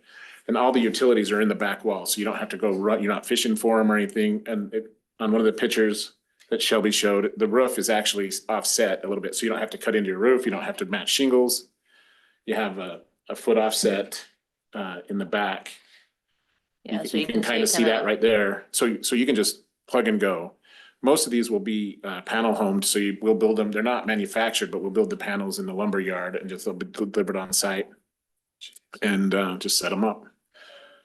So I happen to, my work is for a nonprofit financing affordable housing. No. And our price point is between $325 and $350 a unit for just an apartment. So this is really an interesting, price point, that you're at, that's your sell price, not even Yeah. your cost. So that's, and this is really attractive. I think the city, if there's anything the city can do with, I think is appropriate for with impact fees or whatever to get something like this in is a big deal. Yeah, we really like this. We're excited about it. And we're excited to build them, like I said, in Tooele County too. What is, sorry, did you have more? No. What are your plans? Like you talk about phases, like when does, how are you planning on kind of building this I out? think we have a phasing plan. That I maybe I missed that. I didn't see it when I read through it. I may not have included the phasing plan just because it wasn't applicable. Can you just say on high level what you're thinking? I'm I just think we're doing curious. 40 or 50, I think it's 50 watts at a time. Yeah, they can do a max of 50 to 55 depending on how. And we're starting we're gonna start on Allington right after the commercial part and then on Cook coming this way. Then we'll finish the road in the middle and then we'll just build in. Are you gonna, when do you plan to do the commercial and like your storage and that? The commercial, we'll just put signs up and as soon as, we're gonna do build to suit Okay. stuff. So as soon as we can get Tenant? yeah, Okay. So John, looks like your price point is based on literally just square footage. yep. Just one other note, I think this is inappropriate, but again, with the work I do, we pull funds from about 40 banks in Utah. And many of them are industrial banks and many of them do construction financing, and so I would look at, I'm happy to guide you to some of those people. I have no interest, nothing for me. But some of those are very open to doing unique things other than traditional. No, that would be great. I'm sure I'll get with you. Yeah. So some of those projects that I'm aware of, there was one that was built out in like the Moab area where they were selling the homes but weren't selling the land. So they would retain the ownership of the land to keep the homes Yeah, affordable. There's And a big so- land trust in Moab. Yes, We've done apartments under that land trust, and we only do apartments, but there's single family homes as well.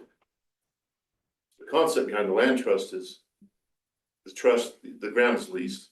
right. and But the you land can't keep trust raising the owns it. rents. Yeah, and it's kind of complicated and it's hard to administer, but. So like city has one right now, the idea is that there's some subsidy up front, and then the homeowners can buy. And they can appreciate a couple percent a year, but when they leave, they have to sell back to the trust. And the trust sells again, not at market, but, But discounted. so that's that concept. But the homeowners, see, what's great about it is the homeowner's not losing out on some appreciation. Yeah, they get something. But this isn't that, right? No, It's not no, that. this is, These are yeah, they'll get, properties. this is fee simple ownership. It could happen that way. Yeah, yeah, you could. You could. Okay. I don't know enough about it. That would be pretty cool. We'll be able to figure that You don't out. wanna but- do that. But if you even did this, I mean, this is huge. I think you'd do something like this. This product's all for sale or some for sale, some for rent? Well, right now it's all for sale. We haven't done any for rent product in there yet, but And if you should decide to use it for some rent, that's possible too, that there would be some real assistance there if you decide to rent. this has been, I mean, we've been working on this, how long? So like at least a year. So it's been a long time in the making. This is what, I think this can work. It'd be interesting to see if it does. I think it looks good and this could be replicated in lots of places. Yeah. Hey, Joe, can you explain some more that you've got a flex flat and a flex base, like a 1,400 square foot house, 1,200. What are the flexible opportunities in those houses? So in the flex, like the yellow ones you see. Yeah, like they- flex they- base and. Their base is their flex is gonna be in addition, like a second level, or you can have two entrances where you have your ADU, that's their flex. The base, you can go from, the base one and then you get some extra, like you can build the extra the second, I guess would be your addition. And then the other one, you can do all three, so you can do your garage. But you can do a garage on all of them if you choose to, Or have an ADU. or have an ADU. And some lots don't allow it, cause some lots, you can't do all three, but you can do two. So Or you do can the do, garage, are you proposing more alley load stuff or yeah, I imagine these are all of front this is loaded. alley load. everything's alley load? Everything's alley load and parking, I mean, I think we have plenty of, we did extra parking, cause these projects usually typically are underserved and in parking. And then on the front, by the commercial, we have a lot where if you have a trailer for work or something, we don't want it in your yard. You can park it there on that, right after that bottom blue commercial area. piece, Oh, yeah, sorry, here. right there. And so there's extra parking for that kind of stuff, so. Just caution you too, these aren't condominiums, but if they were, Fannie Mae, Freddie Mac only allow a certain percent to be rented. And then still grant, They allow a certain percent or don't, they allow a certain percent, but it's a minimal amount. like 10% or whatever it Yeah, is. they can be rented.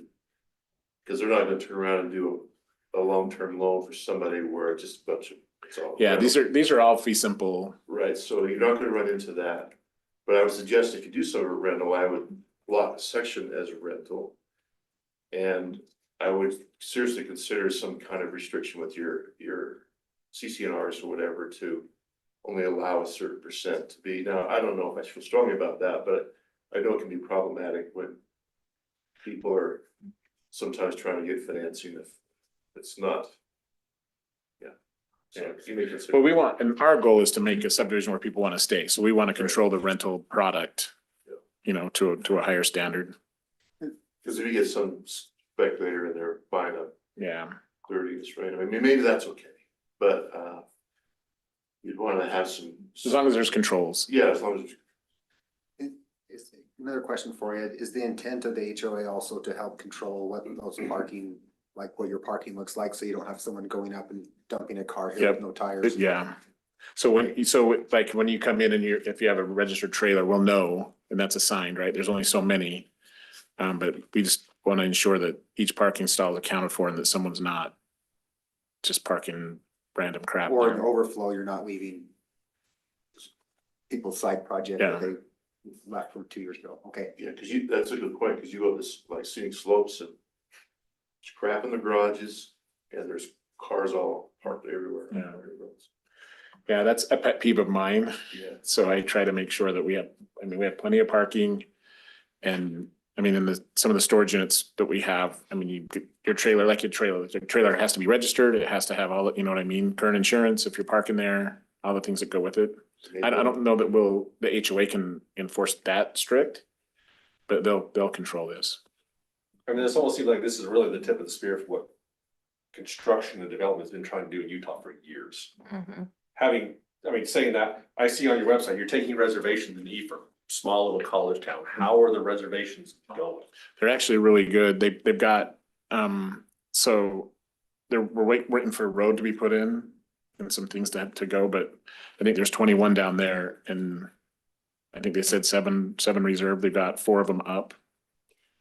Actually, Ephraim's growing a lot, and it's a lot of non-student, there's new subdivisions, similar, not on the size of Bransfield, but I think they're similar in some ways. They have some economic development too that's gonna come. I mean, they got a hospital and they've got a big manufacturer coming.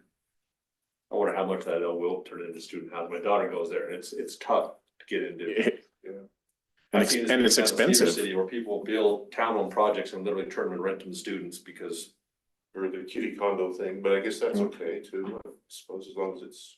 I'm assuming slab on grades on everything. Slab on grades. We're toying with it. We're trying No to figure out, crawl no crawl space as of yet to keep the price down. We're trying to find, I mean, these have they have a foam foundation and you pour a curtain around it so so no one can dig into the foundation. It's the same material they use to build bridges and retaining walls, and things like that. That helps keep the cost down.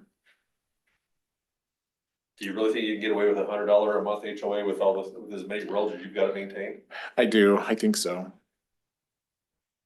You do the roads right, front. I only fear that because, I mean, Jake's here and we can both talk about this and we live in a neighborhood where we are maintaining the roads and the HOA started out at 25 and it's pushing over 100 now for a 100 lot community with a much smaller, way less road space. Well, this doesn't snow anymore, so what does it matter? But there's some crappy roads and some new subdivisions in this town that weren't done right at front, so that's. I'm excited to see that. I think this is literally the tip of the spear for what builders have been talking about for years, to try to find a way to get back to some of the, it's maybe bad with some of those houses you used to see in the West Valley Hunter Granger area, those smaller, single-family detached lots. That, yeah, they weren't, it's not imagined by anything, but it affords a family a house and flexibility in a nice area. And this is, I mean, really what the code allows is a 10-pack store or townhome, you know, and I just don't like the way they look. And I think this gives much more autonomy, much more homeownership, pride of homeownership. Well, I think you made it earlier. I mean, townhomes run up quick and fall quick. They soften as the market softens, they take the hit the first, where these will have a better, I think they maintain their value a lot more. It'll be interesting to see them. How many square feet, I'm just curious, is just get someone housed with 350 grand, how much? I think it's 1,200 square feet. Finished, That's Yeah, easy. finished. 2-story, That is one story with the ability to go with the up. ability to go up. Well, I'm happy to try and connect with the right people that I think it's help on the. No, that would be great. I'll get your contact from Shelby.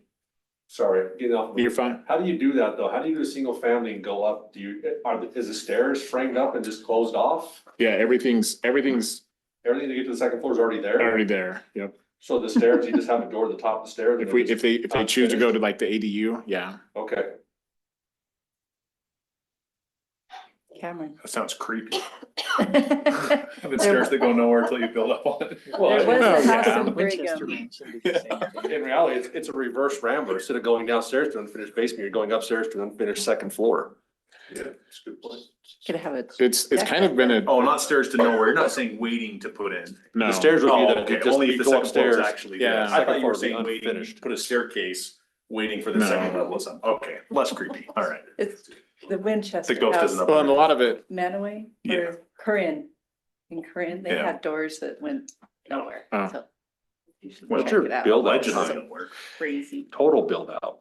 Oh, If you're you know. panelizing, you can move pretty quick. well, so a normal house, I think it's like, I'll tell you, it's 120 day, almost 109 day build for like if you're built buying a DR Horton townhome. We're hoping we can do these in 65 Wow, from permit to C of O. wow, So that saves interest, Gary. that's impressive. I think you can go faster.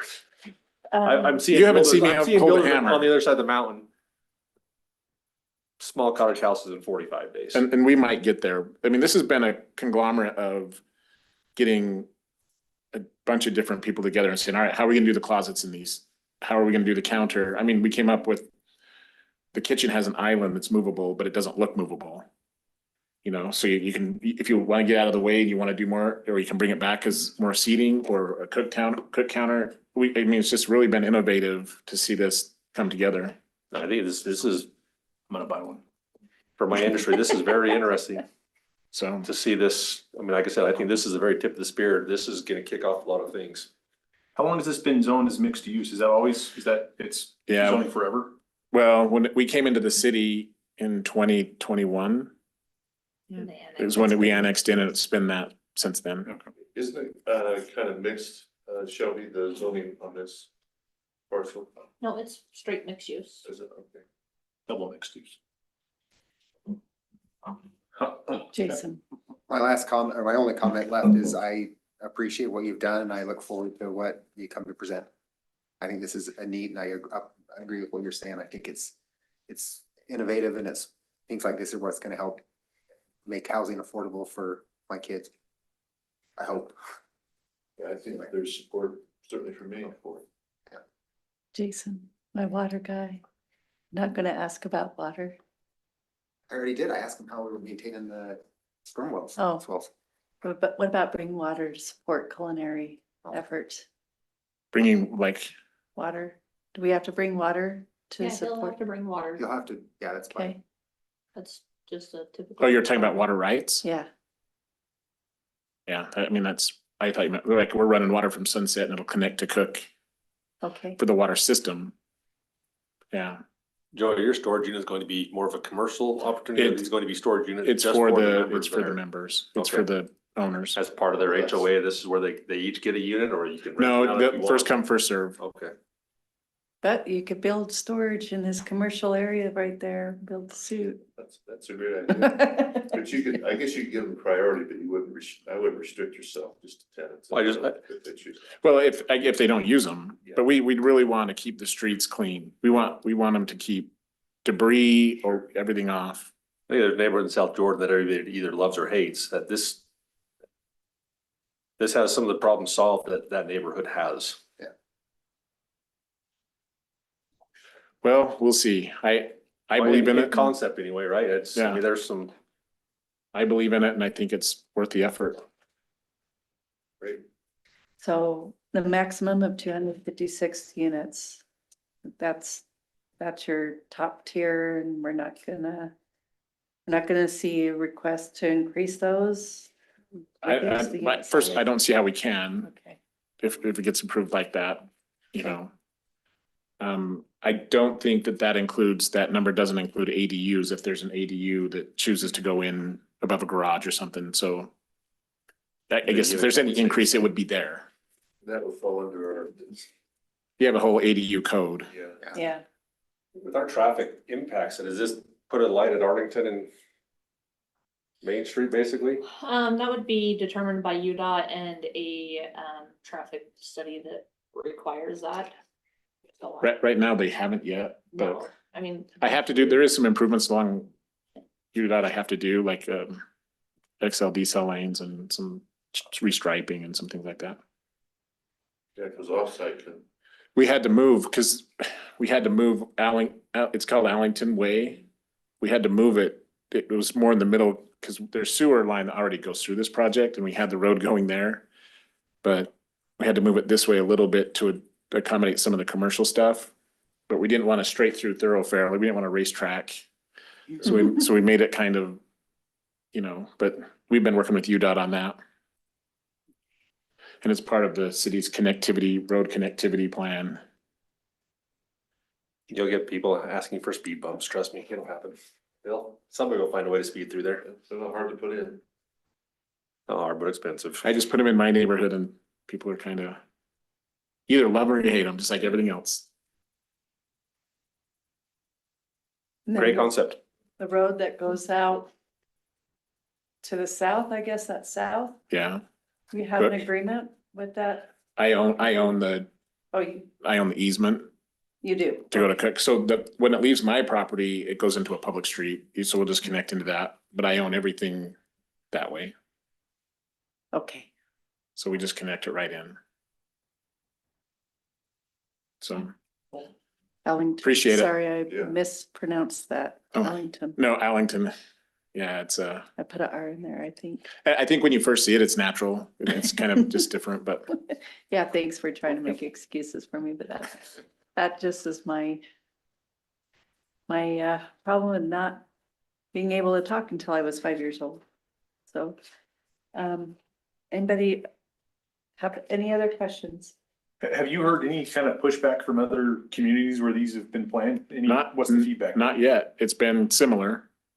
You know, some of the neighbors don't like it in some of the meetings we've been to. And then, you know, of course, change is different. So that's been the most pushback. Thank you for bringing that up. I forgot to ask. There are existing homes around this. On the west side, Sun Valley Ranchettes, Okay, they exist in the county. They're not city. they're not city. Okay. If those neighbors want their kids to stay in Bransfield, this is the only way it's probably gonna happen. Yep, it's a good opportunity. You're pretty smart, Joe, so you may have already thought of this, but I'll just bring it up as a suggestion. As when you do bring this back for actual approval and there is going to be public comment, I think one of the things that would help would be any kind of information you have from these other developments of just what you talked about, like, hey, here's what people are now saying after we brought people in and everything, because I think that helps answer some of the questions that if public does have concerns that haven't seen it here, what does it look like? That would be something that would help Okay, walk that's, through what that help people walk through what that process looks like. That would be my suggestion. nope, that's a good idea. I think the affordability of it too is, we really be highlighting that. We had a subdivision, they were calling them affordable, and they were 750,000 price point, so I mean, they could be more affordable than few homes in Bransfield, but these are affordable, really. Yeah. And I would really stress that as you, Less expensive, we'll call it still that. yeah, maybe they're still not affordable. Or moderate, yeah, I mean, there's a couple of catchwords you could use, right? But either way, if people can't live there, then it's, you know, You can do the math at, whatever, 6.25% on this. I think it's pretty comparable to where probably a 70% AMI rent would be on these units. And I can help you with those numbers. And I would be happy to do that. If you're trying to make that point too, I think you should. okay, yep, I agree. Thank you. Anybody else? Jake, did you have any? Not tonight. Okay, all right, well, thank you for your You're time. welcome. Sure appreciate it. Okay, great discussion. Thank you, gentlemen.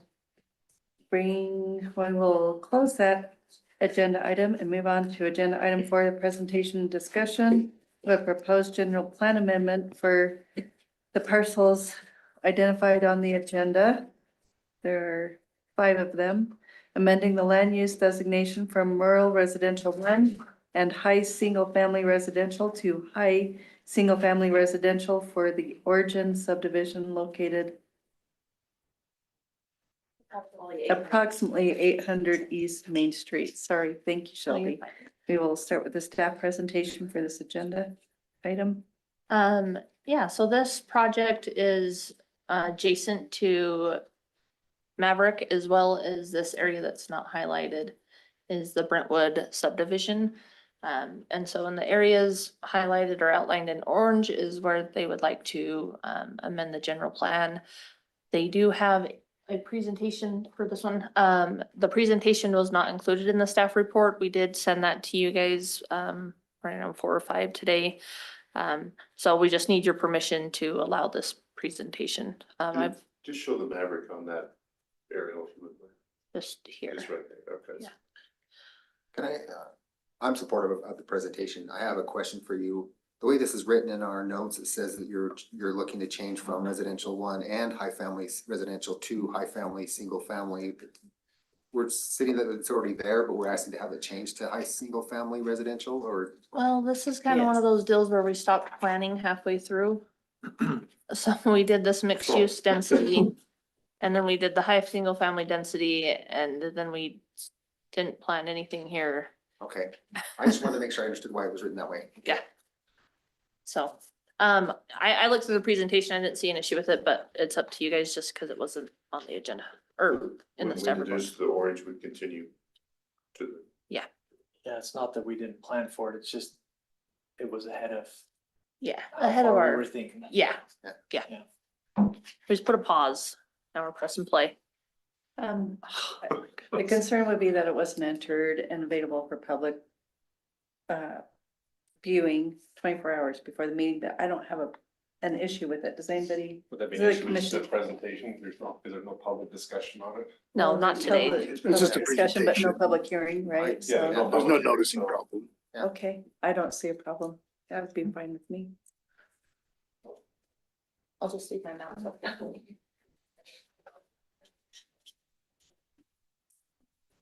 Would you state your name? Sorry for the record. Yeah, let me, how do I go backwards, Shelby? Just scroll. Click on, just click. There you go. Okay, there you go. Hi, I'm Chriselle Travis. I work with DAI. We are a developer here in Utah. And I enjoyed your last discussion. I'm a little bit disappointed because Mr. White beat me to the punch. We've been speaking with the same group as well to include this kind of a product in what we do here. But let me first introduce you to us and what we do. So DAI has developed all kinds of properties. We do commercial, we do residential, we do for rent, we do apartments, we do storage. We do a little bit of everything, and we do it in small and large sizes. You can see there some of our statistics. But the magic sauce behind us is 4 partners that have been together for quite some time. And I started working for DAI about 18 months ago. I worked for DR Horton prior to that for 12 years and then had my own business. But these guys bring the magic sauce that makes what happens happen at DAI. Nate Bill's son, is that right? Nate is Milt's son, yes. I know Mill. Yeah, yeah. And so they've come up with some core values that they try and hire people with. They also try and project them into the communities that they work with. Our acronym is COURAGE, and you can see what that stands for, and why it's important, and the partnership that we develop with each city that we work in. Our why is to build a better life for people in all communities that we work in, and to create a world where everybody loves where they live. It's not achievable, but everybody loves where they live.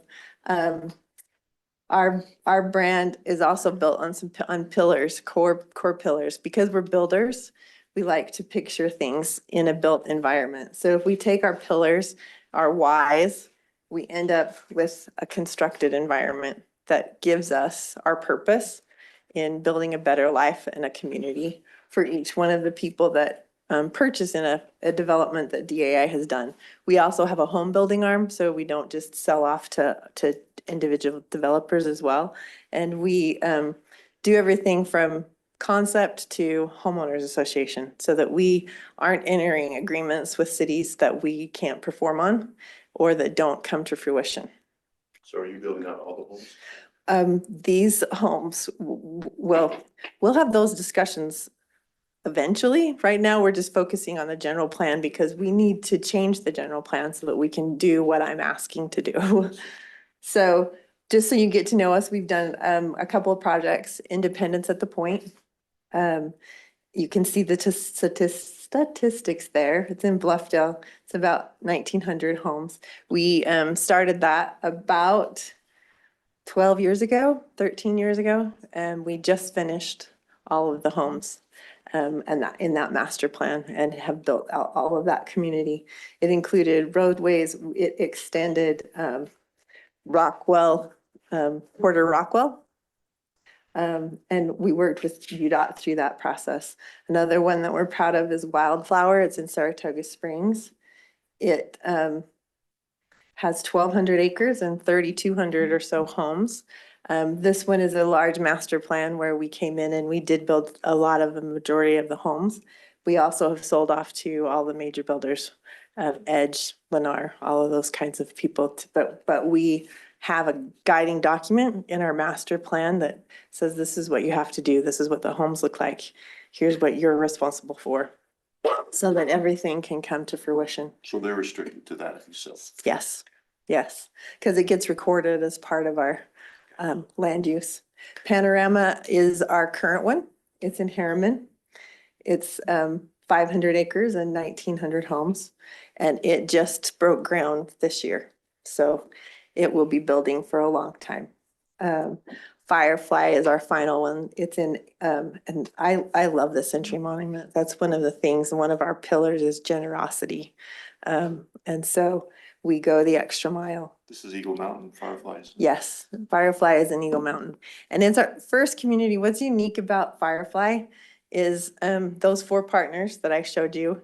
They all have teenage kids. They also, and they're starting to move out and they're going on missions and becoming adults. But they also have smaller children who they're very concerned about devices and the time that we all spend with something right in front of our face.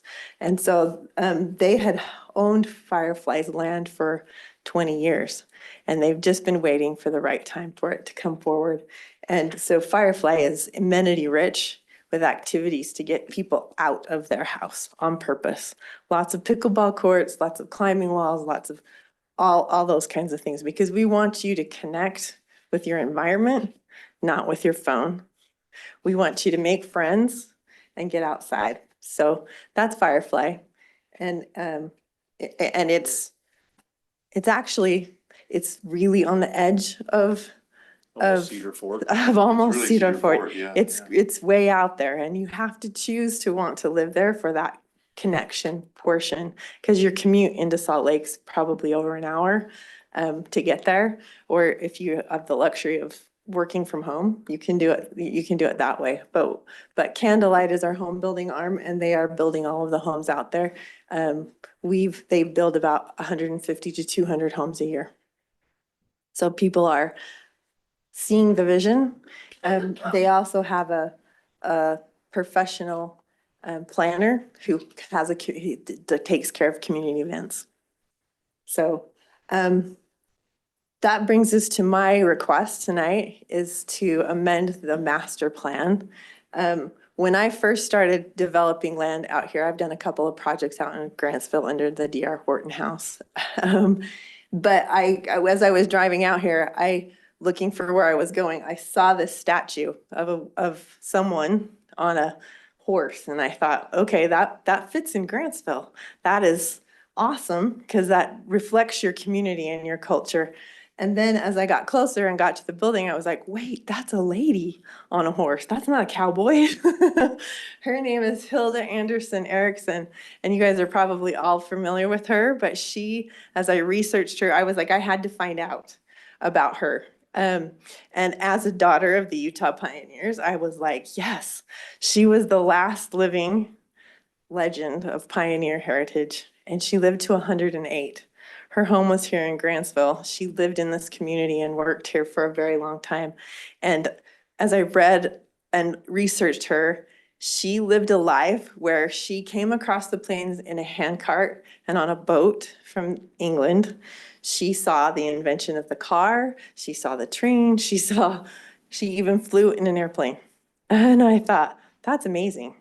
And so I want to help people with this master plan amendment and the zoning and the things that we'll step through in this process to create an origin, to have an origin here out in Grantsville, and to respect the culture that you guys have already created. So that's my vision for Origin Landing, based on her. And we're also at the precipice, the beginning of your city. It's an opportunity for you guys to set some standards and to show what your city is and how it's going to reflect the future generations. So the location is key as well as in that origin. And so this is just a map again of the parcels that we're asking for amendment of your master plan, your general plan, I should say. And right now, as you saw from Shelby's presentation, the bottom portion of this land is already zoned for MU. And then it goes to high density, and then it becomes rural because it just didn't get planned farther. What we're asking for, or would be asking for and want to discuss with you tonight, is the idea of moving that whole MU zone through this entire parcel. So it's more of an expansion completion necessary than a change. Right, yeah. And so I spent some time in your general plan. These are just some highlights of how I saw what I just explained to you could help to achieve the goals that you have in your in your general plan document. We're going to provide smaller building lots, and we're going to have a tight-knit community where people can come out on their front porches and talk.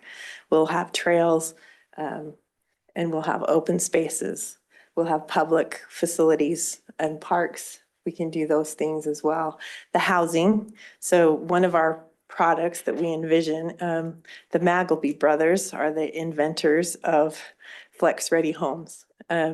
And we've been working with them through engineering for many years. And so I thought they've cracked the nut for the housing industry. And so we do have plans in our head of incorporating some of that into the MU zone that we're asking for, or land use that we're asking for, and to achieve those densities. Is Maggleby's the Utah County Maggleby's?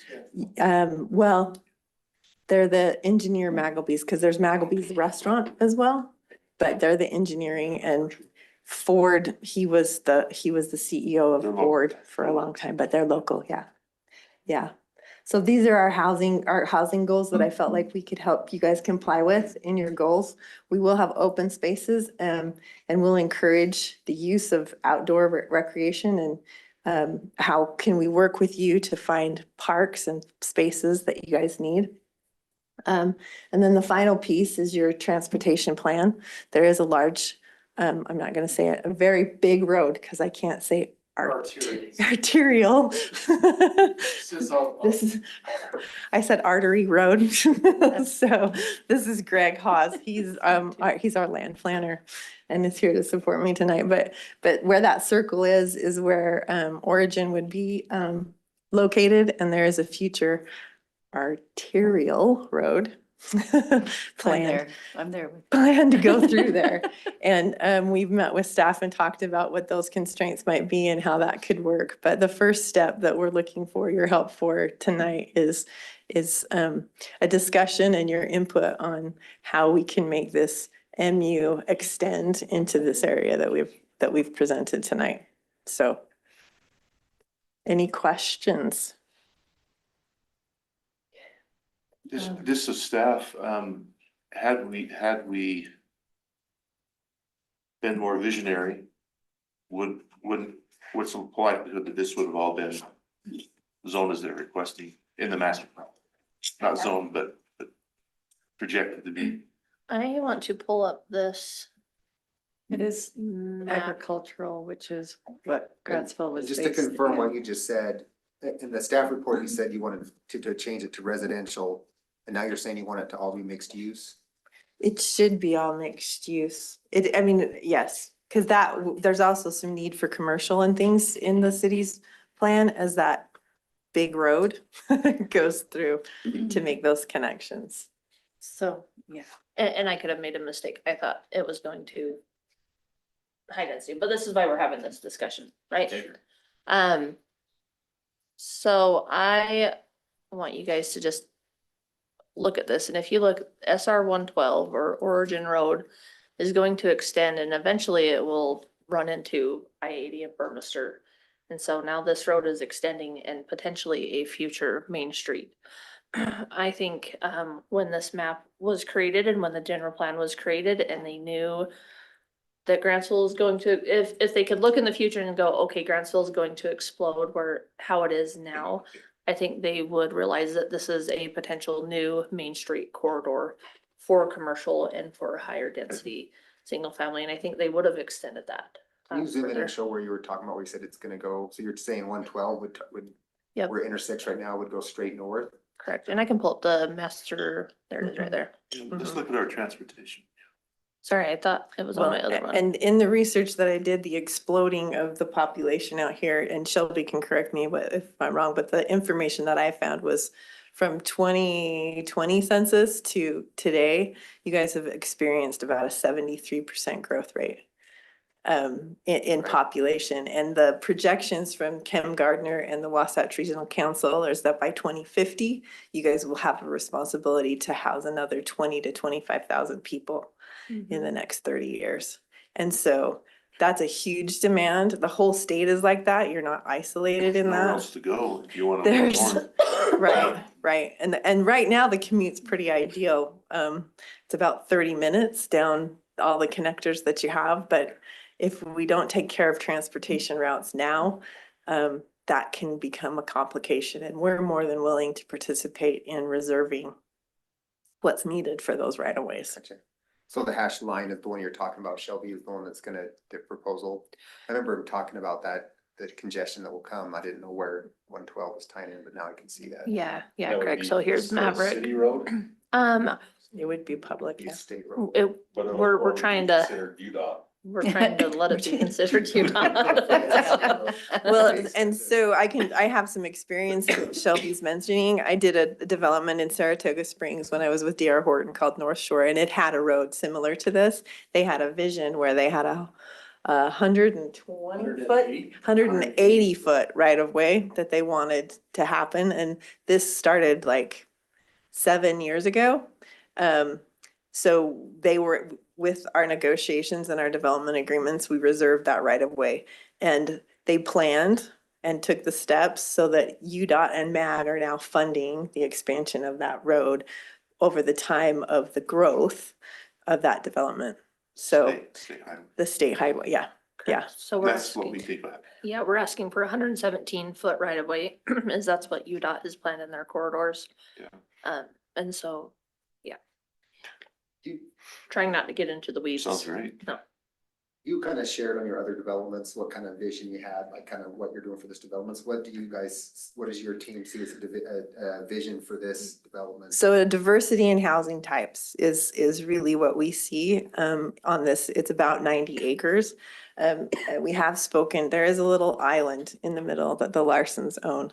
And I have spoken with them. We're in negotiations to having them be under contract as well and included in here so that we're not leaving an isolated island in that parcel. That's the old 3-4 parcel. Yeah. And your access Yeah. right around there, just because your access to get off right now, 138 is where? Right here. So That's the map. That's the only, because you have to have two. how are you No, going to so have- there will be an access. So with Brentwood, we'll develop an emergency access that is gated and this development would connect with roadways to that emergency access. But we also, on those purple highlighted areas, we are not purchasing those, but we do have control of those enough to guarantee access. We have the right to get a city roadway through either one of those parcels for a secondary access based on whatever Okay. route we need to take once we get to the point of putting concepts and things together. You've contracted with owners. Yes. Yeah. And so our second access is currently planned on the one that's to the east. So there's the emergency one that would remain, but that's gated and because of and it's gated because of the distance to the Maverick stoplight. That happened with Brentwood. But as we move farther to the east, we meet the distances for stoplights and we could have a full motion at that location. So you meet the requirements from the stoplight at Main Street and 112 to where your east entrance would be, Yes. Yeah. less than a quarter mile away? Yeah. It's like 660 feet is what's needed. And we'd have to work with UDOT and figure out how all that works, but that's, like I said, our first step, and the reason we're here to discuss is, can we get the mixed use extended so that we can have the flexibility to work something that works for both parties and is, as you guys you stated, benefits both in your earlier discussions tonight, so. I would suggest that we're going, first of all, we're going through amendment of our general plan. And I would suggest it would be very unlikely that they would not do exactly what you're asking for in that general plan. I can't imagine how it would be different. And I knew you guys I don't know what the time frame is for those approvals though. Are we running conjointly? Would your master plan be approved before or after what we're requesting? I think this would be a request to do it before that's completed. Yeah, okay. That's my point, is that when it does get completed, I don't think it would be contrary to what's being requested. Okay. I agree with what you're saying, John. The traffic piece has got me a little concerned because even a quarter mile difference between a stoplight is having to drive that every day, good out of town. I can see where that would really congest things, but that's something that'll have to be worked out. But I think what we're seeing here would be in line with what we would be pushing forward and update to the general plan. We're already irritated with our 2 stoplights. Progress. Mhm. I grew up in Tremont and we had 1 stoplight when I was there. They've got 3 or 4 now. So They grew a lot. They I grew was there a- this winter. They grew a lot. Someone asked in one of our meetings, when is Rantsville no longer rural? And I suggested when the retail comes, but when the stoplights go. Yeah, that'd be my only concern right now, especially those who come into town at 4:30, 5 o'clock at night, how bad that's already backed up with 1 stoplight, let alone Right. 2 that close to each other. Well, and as we work through the process with the rezoning and the master development, traffic reports and those kinds of studies are more than adequate and we're willing to take those steps. Maybe a big roundabout. I don't. People Oh, love roundabouts. can I tell stories about Not on roundabouts? state highway. Earlier you said something about public facilities potentially. What do you mean by that in the neighborhood? So, we know that there's demand for sewer in this area. There's also, open space for parks. We are contemplating setting aside portions of the land for a public park. So those would be things that we can talk about.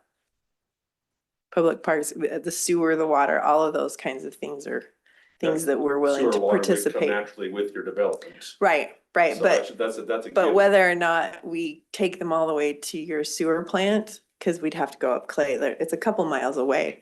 Depending on the densities and the things that we can achieve, that gives us the ability to participate more in your community, Like that. so. Cameron? Got our fancy sewer plant, we gotta, use it, right? So really looking at the current zoning, you could go one of two ways, right? We push it all and make it all high single family density, Mhm. and that would be 6 units per acre.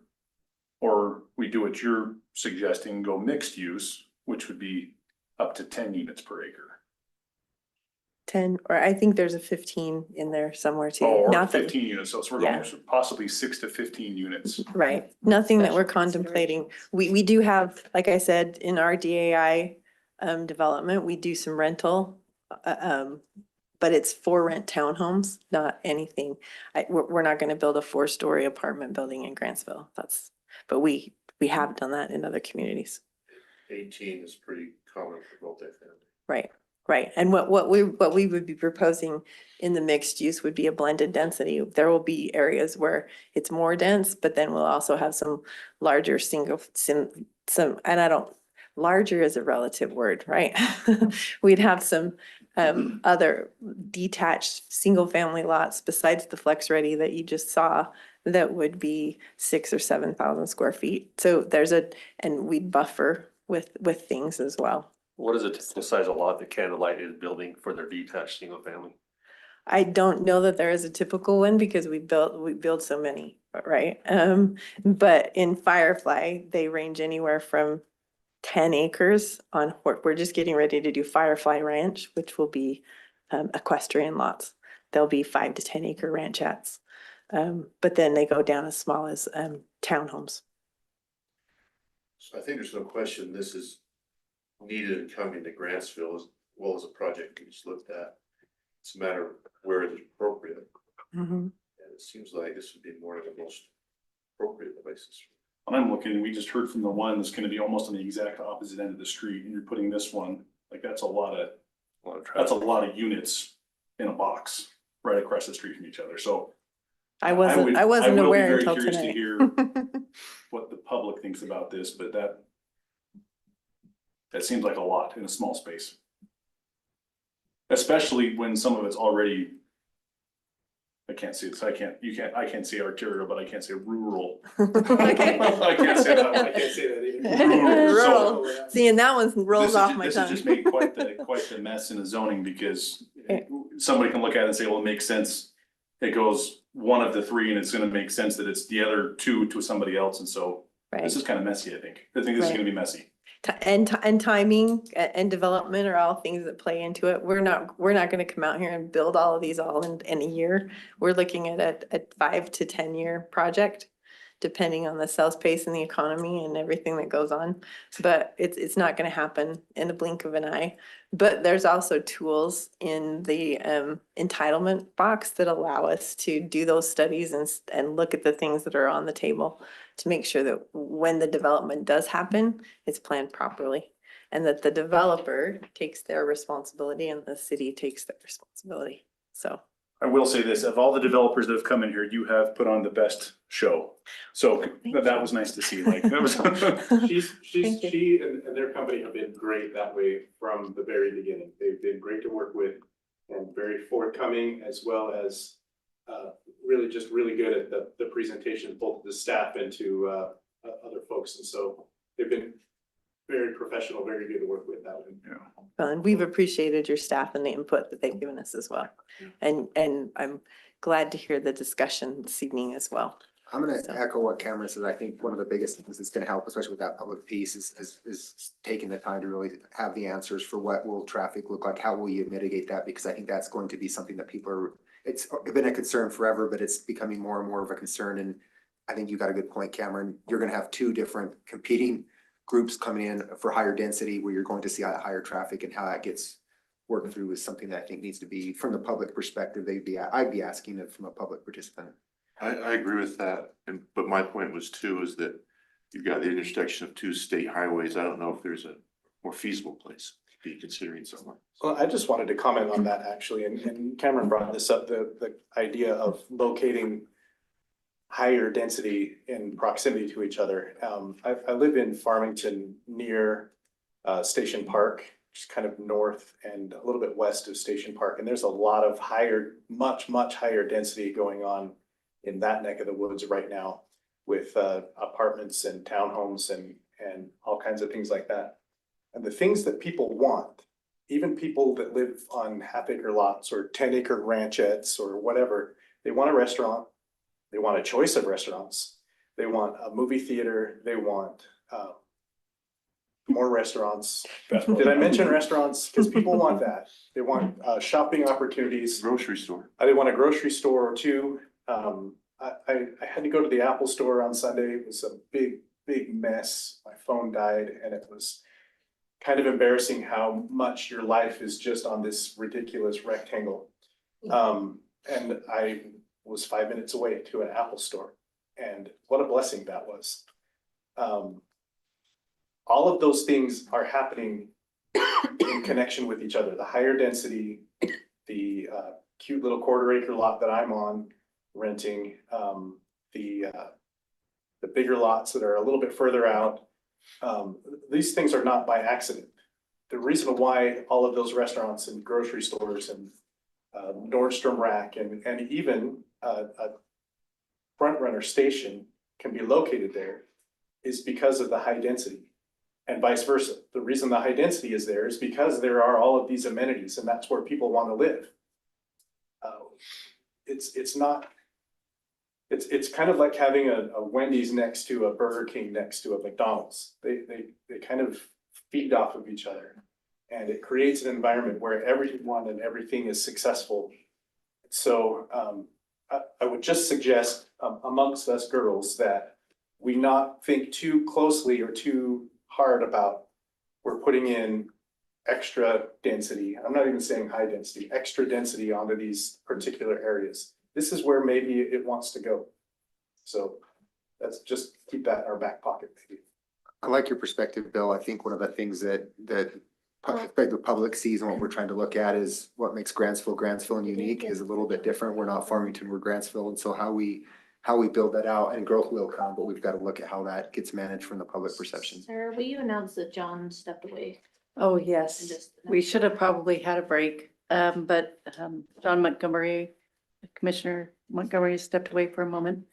Doesn't mean we have to stop conversation. Sorry, Jason, Sorry. if you want to continue your. You have an thought. impressive portfolio and I'm excited to hear what you bring up. I think we're looking through this and I'm just looking at how we keep Grantsville, not keep it, because we are going to change, we are going to grow, but how we manage that in a way that keeps Grantsville's uniqueness there to the point that it can be and manage that growth. I appreciate I don't that. necessarily want an Apple store down Yes. by Maverick, so I can turn my phone on and off and have it work just fine. Until you can. Until you can't. Is that tech support 101? Power cycle it, Bill. That's what It was you, not that, my screen died and it This was season. awful. Do you have any other thoughts? No, I think this is good. I like that we have a chance to hear this stuff, marinate on it before there's actually anything we have to do about it. So I think this is good. Thank you for those comments, Jason. Gary, you're deep I in like, thought. I like the Scott, I like the competitive level. The choice, right? I've got a subdivision potentially here on the north side of 138, it gives me choice. I got potential living here on the south side, it gives me choice. I'm just worried about the amount of traffic that, I think that's going to be a huge lift to get that done right. Like I said, I like the American dream of home ownership. And that this just, it's to your point, you never see a McDonald's, but something's always around it because that's where people congregate to, and that's where you get choice. You announced that he's back. Okay, John, thank you for Sorry. coming back. That's okay. Sorry, too we much should have water. taken a break. I keep thinking we're gonna be done by 8:30 and I lost track of time. I apologize. I just, like I said, my big concern is how do you get the lift of the traffic and how does that flow and not create more problems that are already there right now? Thank you, Gary. John? Thanks. Hey, Chriselle, thank you. Mhm. It's a great presentation. Well, thank I know you. this isn't easy, but it seems like you have a lot of experience in this stuff. I'm gonna be the voice of the grounded reason on this one. I know we've asked this before, Shelby, and I hate to put you on the spot. Maybe Bill can ask, how many housing units do we have committed that are approved and slated for 13,000 entitled development. units in town. 13,000 that will be here in the next 20 years? 20, 50, however fast the market can go. Okay, so 13,000 that are coming.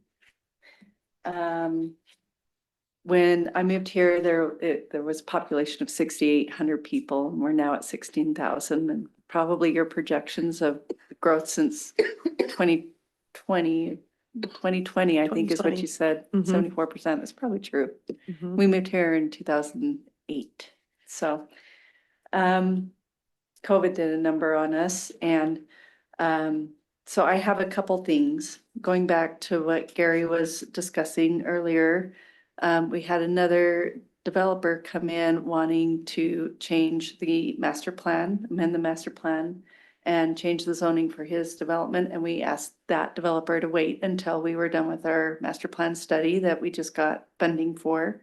That'll probably take 6 or 8 months, and to be consistent with that, it may be fair to consider being consistent with this. Additionally, when we were looking at that development, we had floodplain and wetland identification on this side of town, which is why our town has grown southward and not northward. And I'm not sure if you're aware or if you've reviewed any of those, but as Jason reminded me, mitigating both of those things take drastically different steps. Mhm. And that's probably why this master plan stopped here and left that agricultural, because we had a beautiful piece of property that hit that natural floodplain and had natural ponds on it, because he started excavating for a house and found that the natural floodplain encroached right there behind Maverick. Mhm. And it was acres and acres of beautiful natural ponds, beautiful greenery that hundreds, probably 300 trees that, unfortunately was not kept up after he passed away. That was at our Fosson farm back there that was just stunning with how much water resources were Mhm. back there. Mhm. That was previously undiscovered, and he had been working on it since the early 80s or the late 70s. And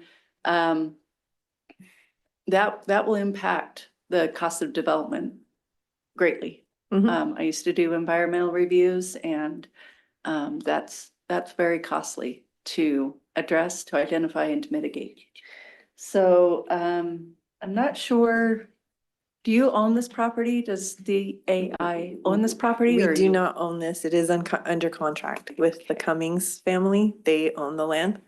And yeah, and we have a long-term contract to work that. We're currently in our due diligence, so I have my environmental study finished. We're reviewing it right now. And so what did you find with the? I haven't wetland gone and- through the whole thing, but we did not have a problem with the floodplain. And as far as I know, we haven't seen any water. I haven't gone fully through it yet.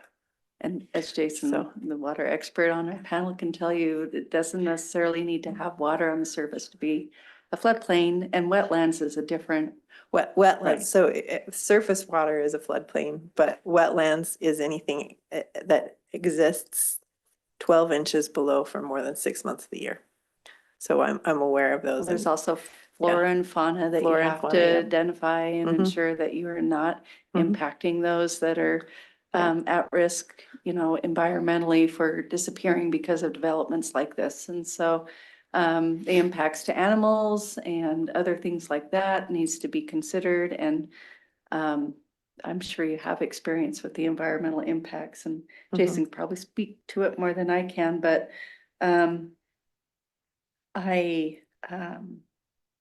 just, additionally, Grantsville, the planning and zoning commission has changed over the year and a half I've been involved, but there was kind of an expectation that developments that base Main Street or adjacent to Main Street have a commercial component.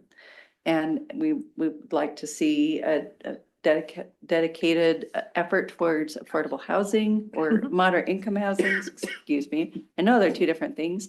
And we expect maintenance of some open space to maintain Grantsville's unique ecological variance throughout our city. So all of those will feed into your potential development impacts. But first and foremost, and mainly my first concern in trying to treat things consistently is that this would be a consideration that's done when our master plan analysis comes through. And the spot zoning, as Derek would call it, may not be quite appropriate yet until the master plan is reanalyzed and amended in the next couple months. So not sure what your time frame is, but just know that those conversations are coming, and I'd just like to record those concerns for the record. See. Thank you. Do any of And your island of the current homeownership Yes. that Yeah. would probably likely not come into your fantastic starlit plan. We have met with anytime him soon. and we are negotiating I a know. contract I currently. know you noted that. I appreciate that. Jake, do you have any comments? This will probably come to you at some point. No, I don't have any this time. Hey, Cameron, any other thoughts? No, nothing else. John? Jason? Nothing. Gary? Nope. Okay, I'll just say I've known Millship for 25 years. They are a very good conscientious developer. I don't know if Mill's still involved, it's probably retired. He is retired. He's served several missions and is currently serving another one, but he is still involved as an investor and helping us with developments. Assume his son is carrying on his. Nate, yeah, he was the Legacy. top one at the top of the pictures of the 4 magic sauce. So, yeah. Thank I you. appreciate your time. Uh-huh. Thank you so Thank you. much. Mhm. Okay, with no other discussion items, we will close that agenda item and move on. Well, this is agenda item 5, which is the proposed rezone or the consideration. This is just a presentation and discussion for the proposed rezone parcel, so we aren't making a decision on this yet. I don't know if we want to have further discussion regarding the potential rezone for these parcels that would come after probably what is the amended master plan. But I'm open to discussion if anybody would like to. It's the same thing basically, It is right? It's the just one same was to thing, amend, yeah. one wants to change the zoning. I don't have anything else to add. I'll just make one comment is, you mentioned a couple the next few months. Our new master plan may be 6 or 8 months, might be right. Right. Bill That's, Yeah, or Shelby, sorry. I They didn't mean to are- answer that because I. we have received the funding and we're working with WFRC to acquire RFP Resources. submittals. Yeah. From several firms that we've asked to submit. And then we will go through them and pick a firm. And once we pick a firm, then we'll start a steering committee and work with you guys to get that going and roll it out. Hold on, just so you hire a consultant to then hire a firm, is that? WFRC is WFRC Wasatch is Front Wasatch Regional Front Regional Council. Council. Okay, They're all the right. I ones was that like, are- good grief, okay. They're the ones that are in the grant administration. Okay, understood, So thank you. everything's All kind right. of funneled through their office. Okay. We're part of I thought you went their, and hired someone to hire someone. so the Um, legislature gotcha. hires the AOGs, which. I think- WFRC is. I think Yeah. in that regard, and with that question asked, I think we can proceed with the idea that anything that we determine with regard to this particular question can be incorporated into the general plan going forward, and it would be a small piece of a much larger review of what's going on. So there's no need to wait on their review and approval pending the whole general plan update. So yeah, the one doesn't necessarily have to follow the other. The one can even kind of help inform the other. You said their approval, The DA. The zone change. When they come back to, I, after the consideration. We don't need to wait, I guess is what I'm saying. We can go ahead with their review and approval pending the larger general plan look and review. So that. That might be a good compromise, yeah. Yeah, and like I say, it could be that we gain cues from what they're doing that help inform the rest of the conversation around the general plan in different places, not unlike what they're doing. So I think it helps show what the market, what the market looks like, and that can help inform. what the that. So, desires are and yeah. what developers are finding can and may work here. Which is considered a general plan. I mean, that's Yeah. part of what you consider. That's right. Yeah. So. So, Great. thank you. Okay, for the zoning change consideration, is there any other discussion? For agenda item 5? No. Okay, you're good if we close that agenda item. And we will move on to agenda item 6, which is the consideration and approval of the minutes from the June 2nd, 2026 Planning Commission training meeting, or Planning Commission regular meeting, sorry. Sorry? Okay, there was just With one the discussion that modifications. Nicole's already received from me, where it was just updating McLean's McLean's. Lane. McLean's, yeah. I think that was the only thing. Okay, thanks, Nicole. So is there a motion to approve those? Yes, I make a motion. Okay, John, thank you. I'll second. Thank you, Gary. All in favor? Aye. All right, we'll close that item and move on to agenda item 6, a report from city staff. Shelby, Bill? I think it's 7. Round 7. Sorry. I just had one item. The fall conference for Utah APA is open. It's on September 9th through the 10th. And early registration goes through the endish of July. So if you would please look at your calendars over the next little bit and let us know if you're able and willing to attend. It's fun. They're fun. You learn so much. And the city will of course pay for your registration. It's super cheap for planning commissioners anyway. So don't worry about that. And if you can make one day or both days, if you can fit that into your schedule, again, September 9th and 10th.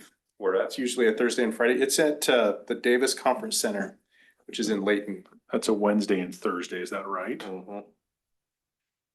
That's unusual. It's usually a Thursday and Friday, but Probably because Labor Day is the 11th, maybe? High or- school football. No, college football, we got to stop for the Friday youths to the play. September It's, 11th. Oh, No, I don't know. Labor Day would be It's a Monday. the 7th. I will add that Yeah. I have learned a lot by going there and just Yeah. listening, so it's worth I'd it. definitely Maybe it's 'cause- encourage you to. September 11th, is that a paid holiday for public? You guys get all the days off, right? Like, is Yeah, but I that, don't think we get Patriots Day They off. get all No. the days off. We did get, did you get yesterday off, we did right? get yesterday Yeah. off, which was weird because wouldn't that have been Friday? Should have been. It's Well, usually, it makes it easy for In the Mondays. state, Employees, they do. whatever, it's Yeah, like just if it whatever. falls on Make it, Monday, Tuesday, Wednesday, Thursday, then they recognize that on Monday, but if it falls on Friday, Saturday, Sunday, then they recognize that on Friday. And I was like, why is nobody answering my emails yesterday? Because I had to work. Can I make a request? Can you get an email sent out with more information? Yeah, on that I've got conference? a website with a link and they don't have the agenda yet. But I'll send you a link and then when it gets updated with the agenda, I'll forward that to you as well. But so like right now, it's just one quick little paragraph about sign up and the date. So the 9th and 10th. Okay, Okay, thank you. thanks. Shelby? I'm just looking for a little direction. I mean, with the Origin development, it sounds like you guys want to put that on hold until after our general plan amendment, correct? I The know, I think, discussion we just had was that we would keep it separate. I know you feel differently, but I think it's something we should address sooner than later. That's my fault, or my thoughts. here's what I think. If I'm a member of the public and we're getting ready to do the entire plan and we address one little piece right before that, I would think, why not wait? What's the timing realistic though? Is this government timing 6 months or is this like real people, private sector timing? as a year. Okay, so it could be a while. Yeah. Okay, but that's different than 6 months. Process we can did start, apply but it won't that finish project. necessarily. The last one. Yeah. But I think it's a little different than our other consideration where we were. There was a set plan that we were looking at that was density that was different than what we said. This doesn't match what's already in there. This is not even, hasn't got- been contemplated and it matches. No, where It's got it three doesn't match. different They're zonings. going from rural to, Well, Plus you could proceed and There were 3 colors on that. the developer could on understand the that. master plan Yeah. it was, but their zoning was different than Yeah. what is currently zoned itself. But if the developer's willing to proceed, they could go along understanding that we would. You know, maybe we would still be looking at that general plan and. I think they can decide, is it probable that the general plan is gonna. Come out that way and we could say, well, if the general plan is contrary, then, you know, we would hesitate or whatever, but if they're willing to. My thing is that these people have an investment of both an application fee as well as, you know, soon to be an investment in their property. And to ask them to sit on something that may or may not affect their property and their application, I think that's a tough one. And I don't want to, again, I don't want to speak for Tyson, never do, never want to speak for Tyson. But I think that legally, we should look at pushing them through like we would any other application. Even if it's contingent upon the general plan supporting the decision. It wouldn't be contingent. I think the general plan is a Right. guiding document. It's not something written in stone that we have to follow. End all be all. It's like, here's what here's what our plan we're working through, and that's why we're here to help read through at that and how the adjustments. Am I misspeaking on that, Tyson? No, yeah, absolutely correct. No, that's, there's, individual zoning determinations that can be made totally independent of the general plan. General plan should guide those, but those are Right. made independent of the general plan. And with this zoning change, public like notification, everything would be sent out, correct? Correct. I- And that's why I'm looking for direction, like, I tell them, no, wait, My we're point gonna is wait if for. they're risk takers, if they're willing to spend the money and go forward. And whatever approval we gave would be contingent, if we can or cannot do it this way, but if we say it's contingent upon, it being supported by the general plan. I mean, Yeah, that's not how we do it, though. We did bring it, and then we would approve it or deny the zoning change. We wouldn't say it's approved based on the general plan in a why year, couldn't though. we? Why can't we? And then we just wait for the general plan. Why would we take a vote on it? But even Well, still at least they then, can proceed, and if they feel like the probability is very high, if the general plan will support it, then they're likely willing to go forward. But to just put them on hold and say, we're not gonna do anything until we have the general plan. let I think them that's take what's that risk. problematic. If you had that attitude of, we're going to look, we're going to pause everything. Now, I say that, and one of the reasons why, there's 2 or 3 reasons why a moratorium on applications can be approved. And one of them is that you're redoing your general plan. I don't think we need to do that. There's a whole legal thing that you have to go through to trigger that and to address the moratorium. You need a resolution from the city council and all of these other things. I don't know that we need to do all of that. We can continue to accept applications and things with the understanding that it's all kind of in flux. But this one was already accepted. This application is in front of you, and they, like I said, they have paid a fee. And I feel like they deserve to have their moment in the sun, one way or the other. So. But rather than saying no, couldn't we say, isn't it a possibility? Could we say approval subject to confirmation by the approved general plan? I mean, couldn't it be done that way? I don't think so. And the reason why I say that, and Tyson, you can correct me if I'm wrong, which I don't think I am, but you know. No. Well, their application fee isn't Um, going to be changed, the- whether it's now or in 6 months. Legislative decisions shouldn't have conditions attached to them. Like as a condition of approval, they should have findings and they should have maybe some justifications, but to me, what you're saying feels like we're gonna say, we will approve it if the general plan update allows for it, based on the public input that we You can received. say there's a moratorium too, so I mean, that's stepping outside of the. I just don't know why it's not possible to. Well, again, a moratorium would be for new applications that were brought in. We would need to start it when we start the general plan process, and we would need to do the public notice and do a public hearing and do a resolution But by what the I'm saying city is you're council. Cutting people off because the plan isn't done. You can do that, but you can't approve something conditionally upon the plan. No, what I'm saying is that we wouldn't accept any new I know what you're applications. saying, but I'm just saying the concept of making a condition upon the general plan is not possible. Or it is, it's not. I just don't think so. What it sounds like you'd be saying is that you believe it's consistent with what the general plan is going to be or is. That's confirmed. And so if that's the case, then the independent decision to amend the general plan could occur for a specific application. If this commission's belief is that change is consistent with the general plan or what you believe the general plan will become. For example, everything around that area looks like this, but if there's a clear line in the sand that says, hey, everything on this side doesn't look like that, that would be something a little bit further from the pale. But if it's close, right, and you believe that it's consistent, then that's a justification to say that this appears to be consistent with the general plan and what the decisions have been made that drafted the general plan. So I don't know if what they will eventually propose is consistent with what's around there now. And to Cameron's point, why would we put a trigger on whether or not they get approved based off of the outcome of the general I plan? don't think any developer would take that risk. Why don't we just wait? We should just wait. So here's the other thing. Anybody who buys or rents in there is going to be impacted by that. So, okay, I'm gonna be blunt.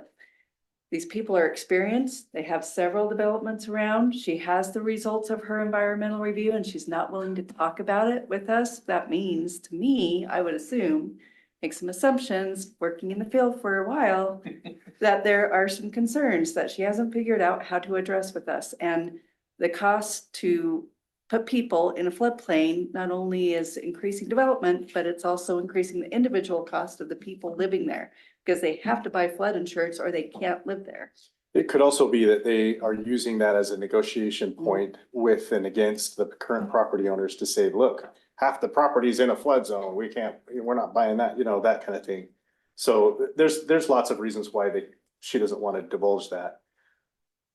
Potentially. That's a business risk for them, not so much for the city Right. liability. And the risk shouldn't be that they come to the city and are told, we're doing a general plan. We haven't declared a moratorium, but we're gonna accept your application and then we're gonna sit on it pending the results of a general plan application or general plan update.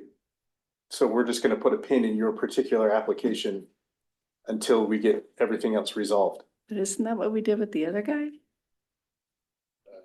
I think we told them. We told him, We denied we told him. him, looks good, come back.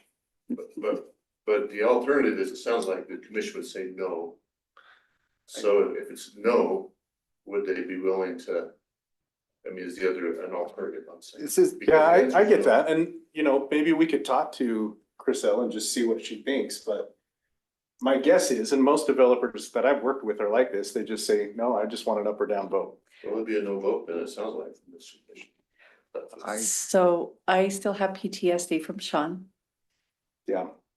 I think that's what we're all kind Who's of Sean? have in the back of our mind. Sean is the guy that said, I will build 7,000 housing units out here by Mac Road and we will bring water and then talk the city into selling all of their water to that development. And sorry, that had a huge public wave of whatever insinuations and hate. And I just feel like there's something, I feel like personally, there's that gray area where they're not willing to address it. They also had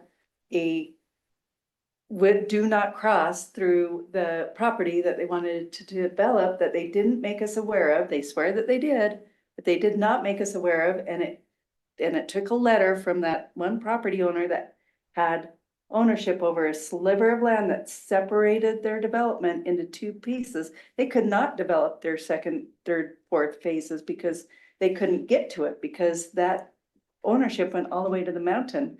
And whether or not that ever gets resolved is yet to be seen, but yet the city sold all of our water to that developer with the understanding that all 7,000 units and 530 acres or whatever it is out there is going to be developed. Is that part of the 13,000 number? Is that like? Yeah, that's part of the 13,000. Not entirely, we did, so there was no sale of water, right? Just to clarify, No. there's a sale of water credits that committed our represents water a smaller to that percentage of the project. available water. Tyson, credits. you We got- do not sell all of our water credits. But we or were, all they're of our always water. throwing Tyson around this studiously $82 avoids million Facebook. I think that getting the back to city this now point has. smartly, and here's what I'd say from my That is experience. PTSD. When we don't That's have right. disclosure, then there's more concern that But- should be felt when a developer is unwilling to disclose. But coming back to agenda 5 for this one, Okay, and I agree with you, maybe there's some stuff, maybe it's preliminary.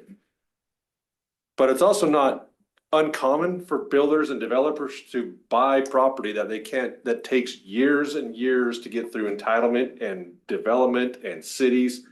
I can hear it all the time from a very successful builder. I didn't make money on the sale, I made it on the buy. Yeah. If they buy it today and they're under contract and they still have to go through the city approval and, because right now, like, hey, half of your property is within the general guidelines, half of it's not. And if that gets changed, then good for them, but it's a risk reward that they're taking. I guess I'm not in the business. I guess I'm not in the mindset. I'm like, well, I gotta do this because they got a lot of money on the table. Well, that's the risk reward of building. For sure. And so, And it's not our responsibility to ensure that they get a return on their Correct. investment. and I However- went back to the Fieldstone and like, we flat out told him no because it didn't fit within the general plan. right. That's Which totally I fair. disagreed with, but the majority of us said that didn't, and I disagree. now here we are again, and And I'm I on the still other think side of there's the fence. massive traffic problems that they're going to have to solve with an entrance and another entrance 500 feet away.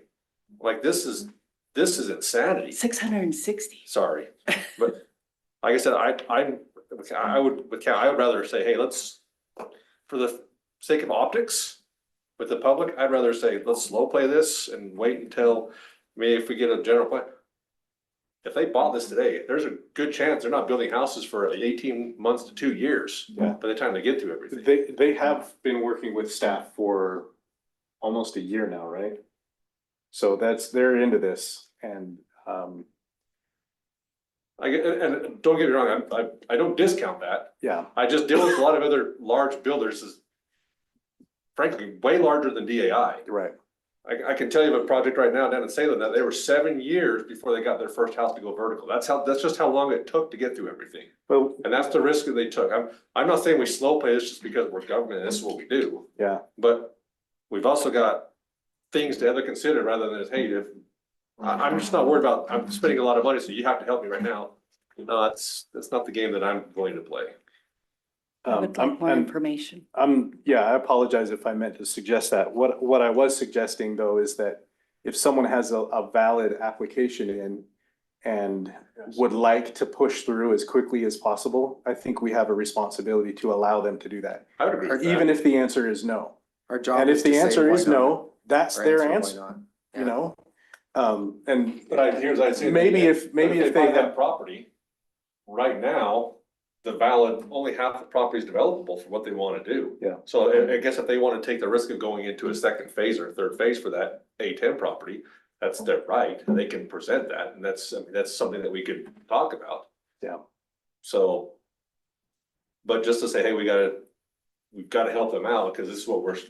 no, I'm not suggesting we help them out. I'm suggesting that We give them an answer. we give them an answer. We give an answer, and I think We have find legal this- requirements to process Yeah. applications that are completely. And if they want to pause, because Shelby and I are gonna go talk to Chriselle and we're gonna say, look, the temperature in the room is this for the moment because of the impending general plan. If you would like, we And the can hold on to the environmental review. application, keep it open. So you don't lose your fees, you don't lose your place in line pending the results of the general plan update. Maybe they will go for it. But I'm saying if they wanna push it, then I would suggest a phase plan, like take your application and have and stop it at where the A10 starts and the high density ends. So they their project is A10. yeah, it's all A10. You're thinking about the general plan where it's got that orange portion You're Under thinking s- of this. Yeah, that They guy. want to go from A, They want to go from A A10 to to. A No, ten RM15. to So, RM15. Yeah, and really the general plan update just involves that portion of the land. If you go back to that. please, Shelby. Can I, That Just orange that's- portion, so that where it says the 33, that white, the orange would go all the way up to cover that white where it says the 33. That's the only thing that they're really asking to change. well, on agenda item 4, but 4. on agenda item 5, they also. Then it want would be a zoning rezone change. from that whole thing. If they have issues with their environmental, which she knows, She knows So I something. just want to point what's out, in there, She's not telling. look, I want. she's not gonna get funding for jack crap. Sorry. Yeah. Sarah, I just want to point out, look, this is FEMA floodplain maps. There's nothing. There's nothing. So it's not a, Just saying, there's nothing there. where's Do the- you- well, no, you where's need the to look at wetland the map? wetlands too, because. Do there the could be a wetlands. designated I'm not wetland saying like wetlands, I'm just saying with the floodplain. with the map. floodplain. I know, but look at the wetland map too, But because, you can't develop on wetland, so it's not. That's their issue. business risk, I think they'd have to look yes, at. for sure, So but. the. You can if you buy credits somewhere else. Yeah, if you, Mm, but You can short of move it. remediation, you can't develop on, so if FEMA doesn't require the flood insurance, there's not a requirement, you approve the lender with moral. Okay. They're not approving anything right now. Thanks, Answer your everybody. question, Shelby? Yes, Yeah. come back, describe, I don't know. I'm happy to put down in writing what my concerns are. And I'm sure that the commission members would also do so, and if you want to take that back to Chriselle, and let them make their choice whether they want to move forward, what I hear Bill and Tyson say is that we have an obligation to consider it, which is fine. That'll be fine. We will consider it if they want to move forward.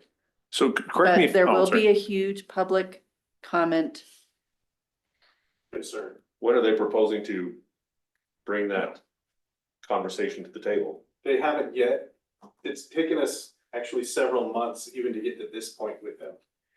We had them originally scheduled for what, May, right? Shelby, something like that? Yeah, Early And it's May. been pushed to roughly, or do we have an idea? And she kind of was like, oh, we're not ready yet. So Okay, she could just be cool. She could be like, you know what, let's just let it flow and see how the chips fall. But if she does push, I feel like we have an obligation to respond to that too. That's fine. I appreciate I would it. agree with that. If they bring an application and pay for it, they need to be heard. But right now, we're just, I feel like we're kind of guessing. Except you guys are the ones who say finally what the answer, well, I guess the city council does, but you guys make that recommendation to the city council. But is it our job to be looking at environmental and traffic, right? We changed the zoning, and then if that stuff doesn't work by safety, and that's all done after the fact, right? So I Yeah, it think meets the that standards we in the code. also need to consider the impact on future Grantsville City. I'm here for 10 years, guys, and then I'm out. But I still have Grantsville City. I've been here for 20 years. I want the best for Grantsville City. My kids are still gonna be here. My kids are here. My kids want to raise their kids in the Wanna buy a Grantsville flex school home. system, right? Well, an So- ADU. But the future Grantsville is also our responsibility. So you can No, for- just this and just that, but honestly. Well, yeah, no, and I just want to make I know sure you I'm didn't- understanding, I know you yeah. didn't. I would so- I don't like the two of them across the street from each other. That scares me. That's weird. I would Yeah, say that's bring a the ton. application and see where it goes from there. But right now, it's just. They a have an conversation. application, right? Like, that's Well, already they just done. haven't formalized it to bring in the formal hearing to us, so we're discussing, what do we do if it's just a bunch of ifs and buts? I think you're hearing just a very mixed bag on where people are at, and that's what they're gonna risk is if they wanna take it forward, we'll review it and the vote is what it is, but. Okay, that's what we'll report back to. All right. So, What's her name? Chris Hell? Chriselle. Chriselle. I thought she said Chris Hill when she stood up and you kept, okay, Chriselle. That's interesting. I've never heard that before. I'm Retired sure I AD, didn't different guy. Spell it right. Yeah, Okay. that's right. So anything further from staff to report? Thank you for asking that clarification. Sorry, we couldn't give you a more That defined was helpful for answer. me too, because I misunderstood completely where you were going, so I'm. That was good. Guys, you guys all are my heroes. Tyson, you too. You gotta raise your bar if I'm your hero. Ricky Not Martin. at all, not at all. I learn so much all the time. So we'll close agenda item 7 and we'll consider agenda item 8, which is the open forum for planning commissioners. I have one question. It's kind of directed to city council and maybe I was out of the loop. I didn't hear until just, I think, a week ago about that data center that's coming in north of Grantsville. What is this? And maybe you can't answer this now, but I'm curious what we look at from a city is looking at opportunities with things like that in the future. You know, people can say what they want or whether they think it's good or bad, but the synergies of bringing in something like that with the boon that it could do to help influence or bring in cash infusion for things like our sewer project and things like that, maybe something where you go into a developer and say, hey, you want to come here, you need to help pony up for part of that. But I'm curious what that thought is, because right now it's unincorporated Tooele County. Tooele County will benefit, but we won't necessarily, but they're right here next to us. And those kind of future things potentially could be something on a tax basis and also for infrastructure be something that we should be looking at, or are you guys already doing that? And I'm just out of the loop.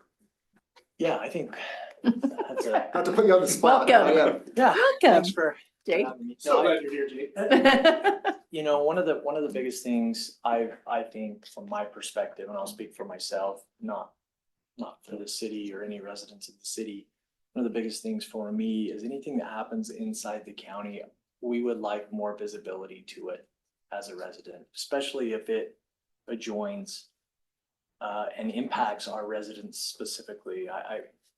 There was several months ago where we had a pit up on the hill and all of a sudden its lights were on and it's in the county. So it's not in the city. And so how it's managed, how it's approvals and everything go through a completely different body. However, and it's not that we have any access, we have access to that body, but the communication that goes back and forth is important to us. And so the data center is actually one of those. There's a few others that are preliminary in discussion that are news to members of us as a council as those things are outside of our, outside of our purview. I think just like anything, my perspective on them specifically is just like anything else, is getting all the information to make an informed decision. And I don't want to get off because I know this is the forum for your group, but I wanted to express my gratitude for you guys and the job that you do, representing the city in the professional nature that you do that, especially tonight, just some of the conversations. I appreciate the opportunity to be here. Red asked me to fill in for him specifically. I do queue into these meetings.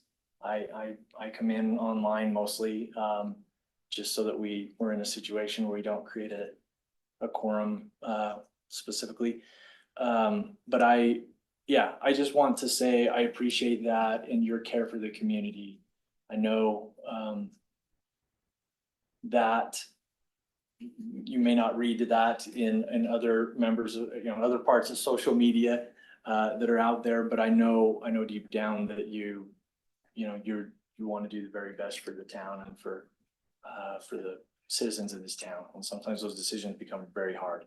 So in a roundabout circle regarding data centers, yeah, I think there's a lot of information out there that needs to be gathered to make there's a lot of concerns. Water is a concern. You brought up some of the other concerns regarding this development in this area. We have concern. I have concerns as council members. Some of the other, some of the entities around in which some of these can come in and not allow us to go through the channels that we have here and that we've been, and I guess where I'm going with that comment is, MIDA and some of these other organizations that were established for good purpose, but have their own entity of approval, and that it doesn't go through what I feel like is a proper channel, which is through our residents and through us and through a council and through a commission.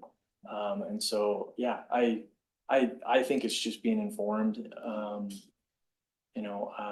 There's gonna be a lot of discussion on that. I mean, obviously Box Elder showed how to do it the wrong way. And I think that was because it wasn't brought in front of the people and discussed to what it actually is. And to allow the people to help be a part of that decision. I think that's important. So. There's a lot of savvy people that know how to play that game, and even though they didn't box Elder, there were a lot of people that they hit hard and fast on purpose so they could come back and pull it back and say, oh, we're only gonna do this much now. And that was part of their plan, but that's another story. Well, We talk about water and we're gonna talk about it tomorrow. So you and tomorrow, we got some things that, regarding the water and ensuring that our residents are taken care of in the future. That's very important. Well, thanks for your support. Yeah. thank you, Jason. Thank you, Jake.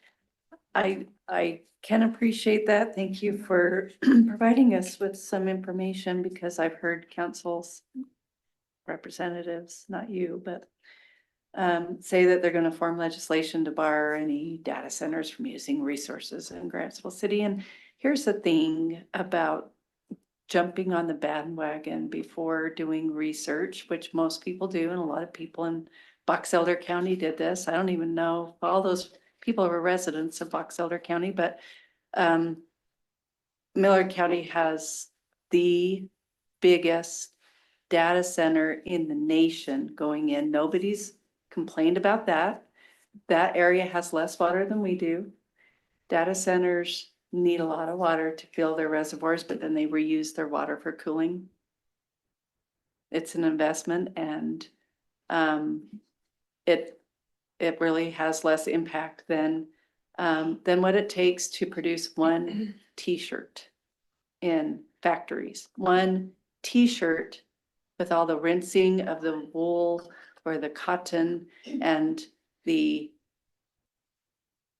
bleaching and the chemicals. It takes more water to produce one t-shirt than this data center will out here in Tualatin County.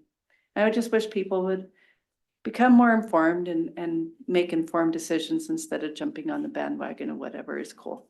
Utah Delta is going to have the biggest data center in the nation, and nobody complained about that one. So it's all controlled by social media. Unfortunately, people jump on the bandwagon. It's the AI being run by the data center that's doing it. Right, that's killing their own plans of expansion and takeover that, well, okay. All right, that's Feel not more, bad. you'll hear about a few of those people that aren't happy about it, but they're not on Facebook, so. Yeah, they're still getting power to their homes. They're too busy cutting hay. Right, and doing impactful life work instead of creating stories for. Are we still on our forum? Yeah, sorry. There was a couple things I wanted to ask though.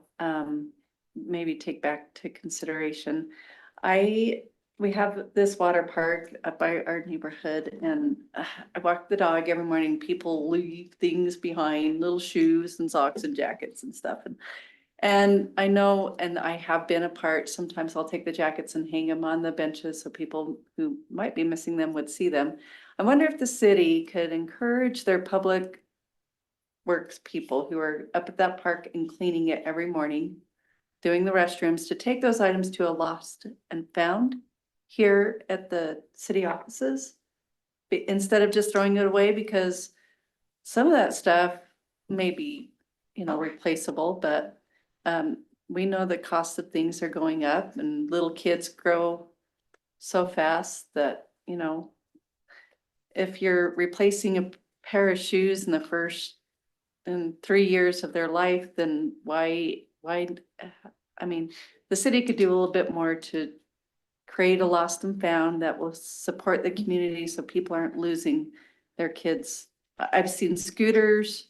I've seen, people leave things behind. There was somebody who left the sun canopy there because I guess it had broke, but that's another story. People can live with their own merit and morals and that. But scooters and bikes and things like that, where it would be nice if the city workers that are there or drive past, pick it up and bring it to the city lost and found. And support our community members that way, where people might have a chance of retrieving their items. I'm not aware, we may already have something like that, but I was just thinking of that as they were cleaning this morning, and I noticed some things that were going in the garbage. So there was something else, but I'm so tired now. I'll leave it. The other commission members. I realized that there are 5 Tuesdays in June, so I goofed up. I will not be at our next meeting, and I heard I will you not won't be here either, so just to address, to make sure we have a quorum. There's only 2 meetings in June.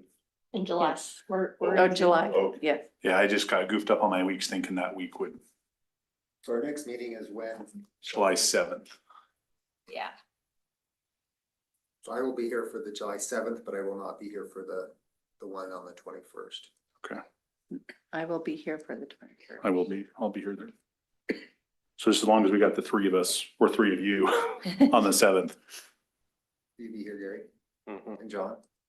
On which, on the. This is July July 7th. 7th. Okay. Okay. And we would like to probably be involved in where we can, in the steering committee or whatever for the master plan. Make We'll it, keep you posted. yeah, because she highlighted the items, the same items that I brought up in the last discussion where we had denied them, because I believe that we do need a more diverse housing stock and opportunities for people to call Grantsville home and all those things that she highlighted, but I'm just really interested in learning more about that process and maybe being a part of it. What is that grant? How much is that grant for? What does that cost to do all that? More than what the grant is. $100,000 grant, and then the city pitched in 13 grand as a match. Engineering. You know that is doesn't so match, right? expensive. It's not a. Okay, just making sure, okay. That's government match right there. Yeah, Thank you. okay, I got you. A contribution towards it. Yeah. Okay. They call All right. it a- they That's a call lot it of money. local match. Thank you. What is that money? Is it just, why does it cost that much? Because engineering is stupidly expensive. What's the engineering part? Aren't we just looking at the, what else is involved in the map other than looking at the future So it's zoning? not just the map. I mean, this is comprehensive. They look at parks, they look at trails, they look at Okay, roads, which we've just finished. So that part will be just thrown in copy there. and paste. Okay. But, and the water too, we just got done with the water element. But, Impact it's fees. comprehensive. And the main thing that we're hiring them for is the, public engagement. Okay, And they Modeling will and have presentation efforts and where they'll everything. have Gotcha. meetings where they'll reach out, do presentations and take input. okay. No, I was just wondering. Yeah, that's, I know it's not a ton of money, but it's a lot of money. That's a lot of money. it's a Yep. decent amount of money. And we're supposed to do that every year, but now we're like every Every year? 12 Every 5. years. Has it been Oh. 12 years? And all the graphics and everything. I wanna say There's a lot. 2019. Well, the was our AI last data center major everything update. goes just Is it a The big general dive plan. every 5 years, but an update every year? It was a. A review, maybe it was a review every year. I have nothing. Thank you. Yeah. Gary? No. Jason? I'm ready to make a motion. Okay, well, we have we'll close the item for the planning commission and open agenda item 9, the report from city council. Jake, if there's anything you'd How like long to do you add. want me to take? No, just kidding. Sounds like we want to get out. So, no, I don't know if there's anything anyone feels I need to address. Obviously, we're approaching our 250th.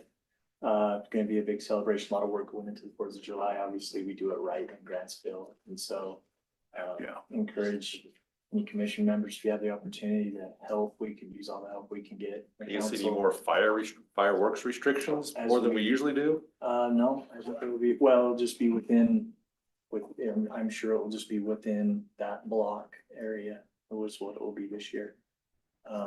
More to come out on that, but that's what it will look like. But obviously that takes a lot from everyone. So if you have the opportunity, volunteer at any of those events. It's a week-long celebration. Update on the parks. You can see some progress being made on Veterans Memorial Park. They got the walls up, the footings for the walls and the have started the prep work for the heart, which is the Purple Heart, in which it will resemble. Pretty exciting, scenic slopes. Obviously moving along, sewer plant obviously moving along, lots of good things, lots of projects within the city. And I know staff is busy on addressing all of those things. So we appreciate everyone's work. A lot of good things happening in Grantsville. So I don't know if there's something specific you want me to hit on, happy to address it. So, I just have one question. I didn't listen to the city council meeting, but I looked at the minutes and it looks like you guys, we had approved the Matt Canyon subdivision. You guys unanimously didn't approve it. So just kind of what was kind of the discussion that you guys had about that? So we kind of understand where city council's heads are and stuff like that. For me. which one specifically, Mac Canyon? Matt Canyon, the Matt Canyon subdivision. Sean's? No, Oh. it was the one I think where we amended it because they put the same number of homes, but he put in a bunch of green space. Yes, so, They were smaller lots, same number of homes, but he put in, Like quarter acre lots. yeah. Rezoning to R112. yeah, it was based off of, and I know there's been a lot of discussion tonight specifically. That's why I'm asking you. On landing within. I know he spent a good deal of time adding additional green space and where that wanted a reduction in Lot size. lot size. And I would say that probably the consensus, well, I'll speak for myself, the consensus on the council was more land within what was required. And if that means that we don't get the green space in that situation, then that's what we don't. How did he So- take that? Cause he seemed pretty frustrated at first when he came in, cause he'd been dealing with that one. Just, I don't know how much you can share, but what was his response to that? But he's the guy we approved tonight.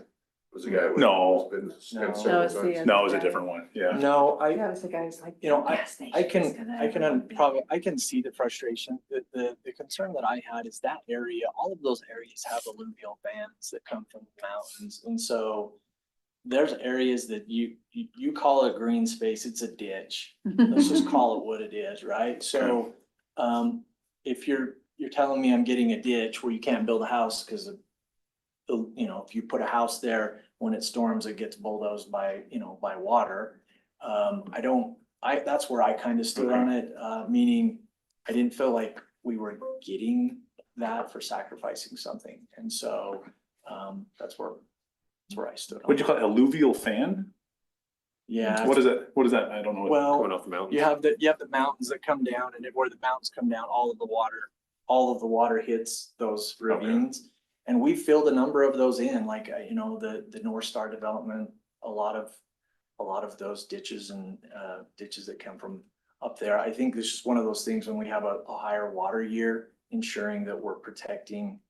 And I know our engineers are all looking at that and staying ahead of that, but it's ensuring that the water that comes off of those mountain ranges, if there's a major water event, that we're protected from them. Okay. One of the things we talked about tonight is those storm retention ponds, and I appreciate the discussion on that. Those we had a pretty significant rainstorm. Was it this year or last year? It was October of last year. October of last year. Just general conference I weekend. went around and took pictures. It was last year.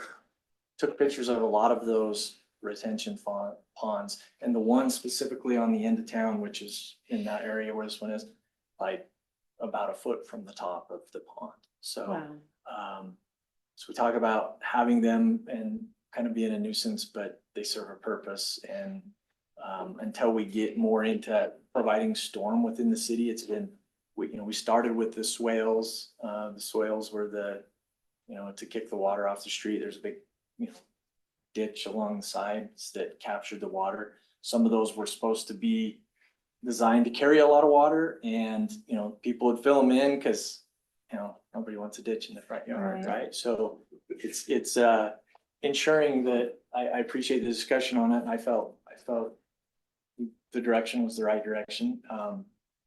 Ensuring that those do what they need to do when we need them to do it is important, because if they don't, and then the question is, okay, now who's responsible for that, right? So- Be on that side. So having said that, is there authority for us if we're looking at, as neighborhoods come up, and as we send to you to say, hey, no more swells within a private residence yard? If you're going to do a swell, you have to have it access for the city at all time. Is there a way to mandate that to builders? Like, hey, you can't put this behind somebody's fence and say, I can come and access this whenever I want. I would love to see us move to, curb and gutter on everything. Obviously, to do that requires all that water Huge to go infrastructure. somewhere. Yeah, and we, Yeah, storms. and so at one point in time, we made the decision not to do that, right? And so the question, that's a more of a, where do we see it going in the future? I don't, you'll see like Matthews, the addition on Matthews, see the, and all of these new subdivisions, they have those. There's different approaches to those. I mean, I'm in construction, you can put those under pavement. There's process, injection well, put that water back into our aquifer through just pushing it underneath. I mean, it's what Walmart does, underneath there, all of their. I just thought whoever even like developed Cherrywood did a great job. That's their big retention pond is fenced off. No public access. It's, Well, they can become, We haven't, full of garbage or full of.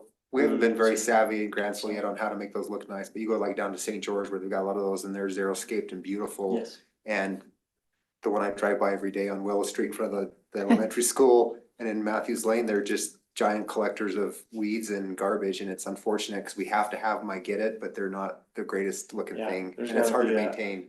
There's gotta be a better approach to those. I know that's, We did fix that. Instead of having a landscape plan for only townhomes, we've changed the code to where now it's required for all developments, so single family. Okay. So. Now they'll be pretty and greener. Didn't we Fancy rock. Shelby, didn't we also change the retention backyards thing too? I know Barry was pushing that. Yeah, now it's like a dry well injection or a, You gotta have something so it's not just a big pit in your backyard. Yeah. was there anything I can take back to the council or anything I can help?